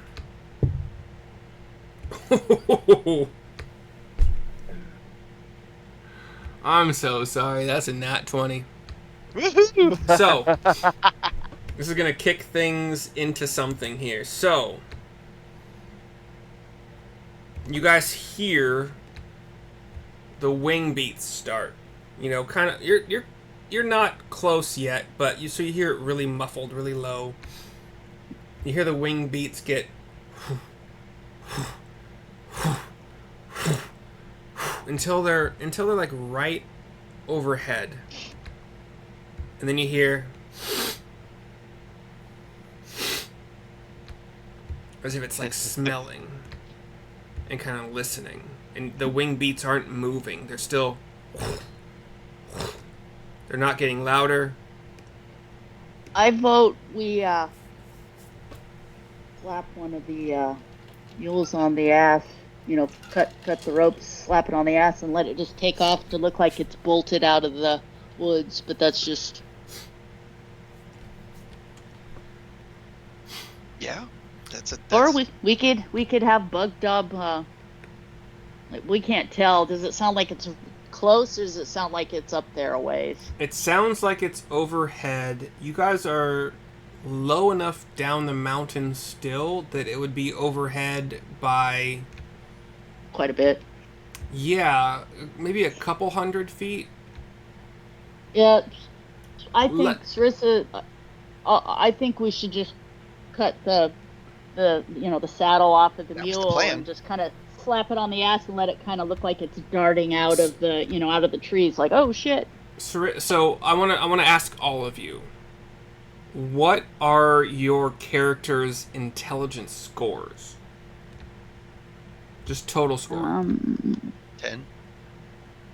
Sarissa, my intelligence is 10. Oof. Okay. 12.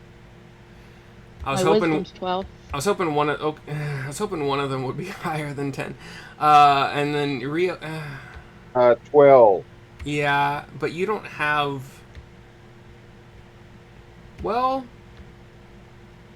Okay, so here is my offering as a kind, benevolent DM. You could certainly, and that might be the best option. You could certainly cut loose a mule, have it run out from under the sheet, and run away, and be the bait. Good idea, for sure.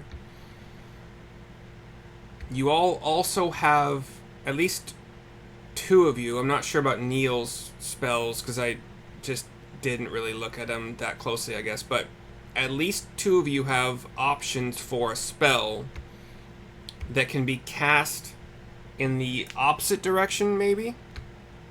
Like thaumaturgy or like something? thaumaturgy, like summon beast, something that can be cast away from your sheet concoction to draw the dragon's attention, and then slap a mule on the ass and let it free so that the dragon can't see where it came from. It's an idea. Because I can do the voice up to 3 times louder. Boom. I can do a shake. Something. The shake wouldn't do shit, but like you can make a loud sound somewhere. Yeah. So, I can throw it.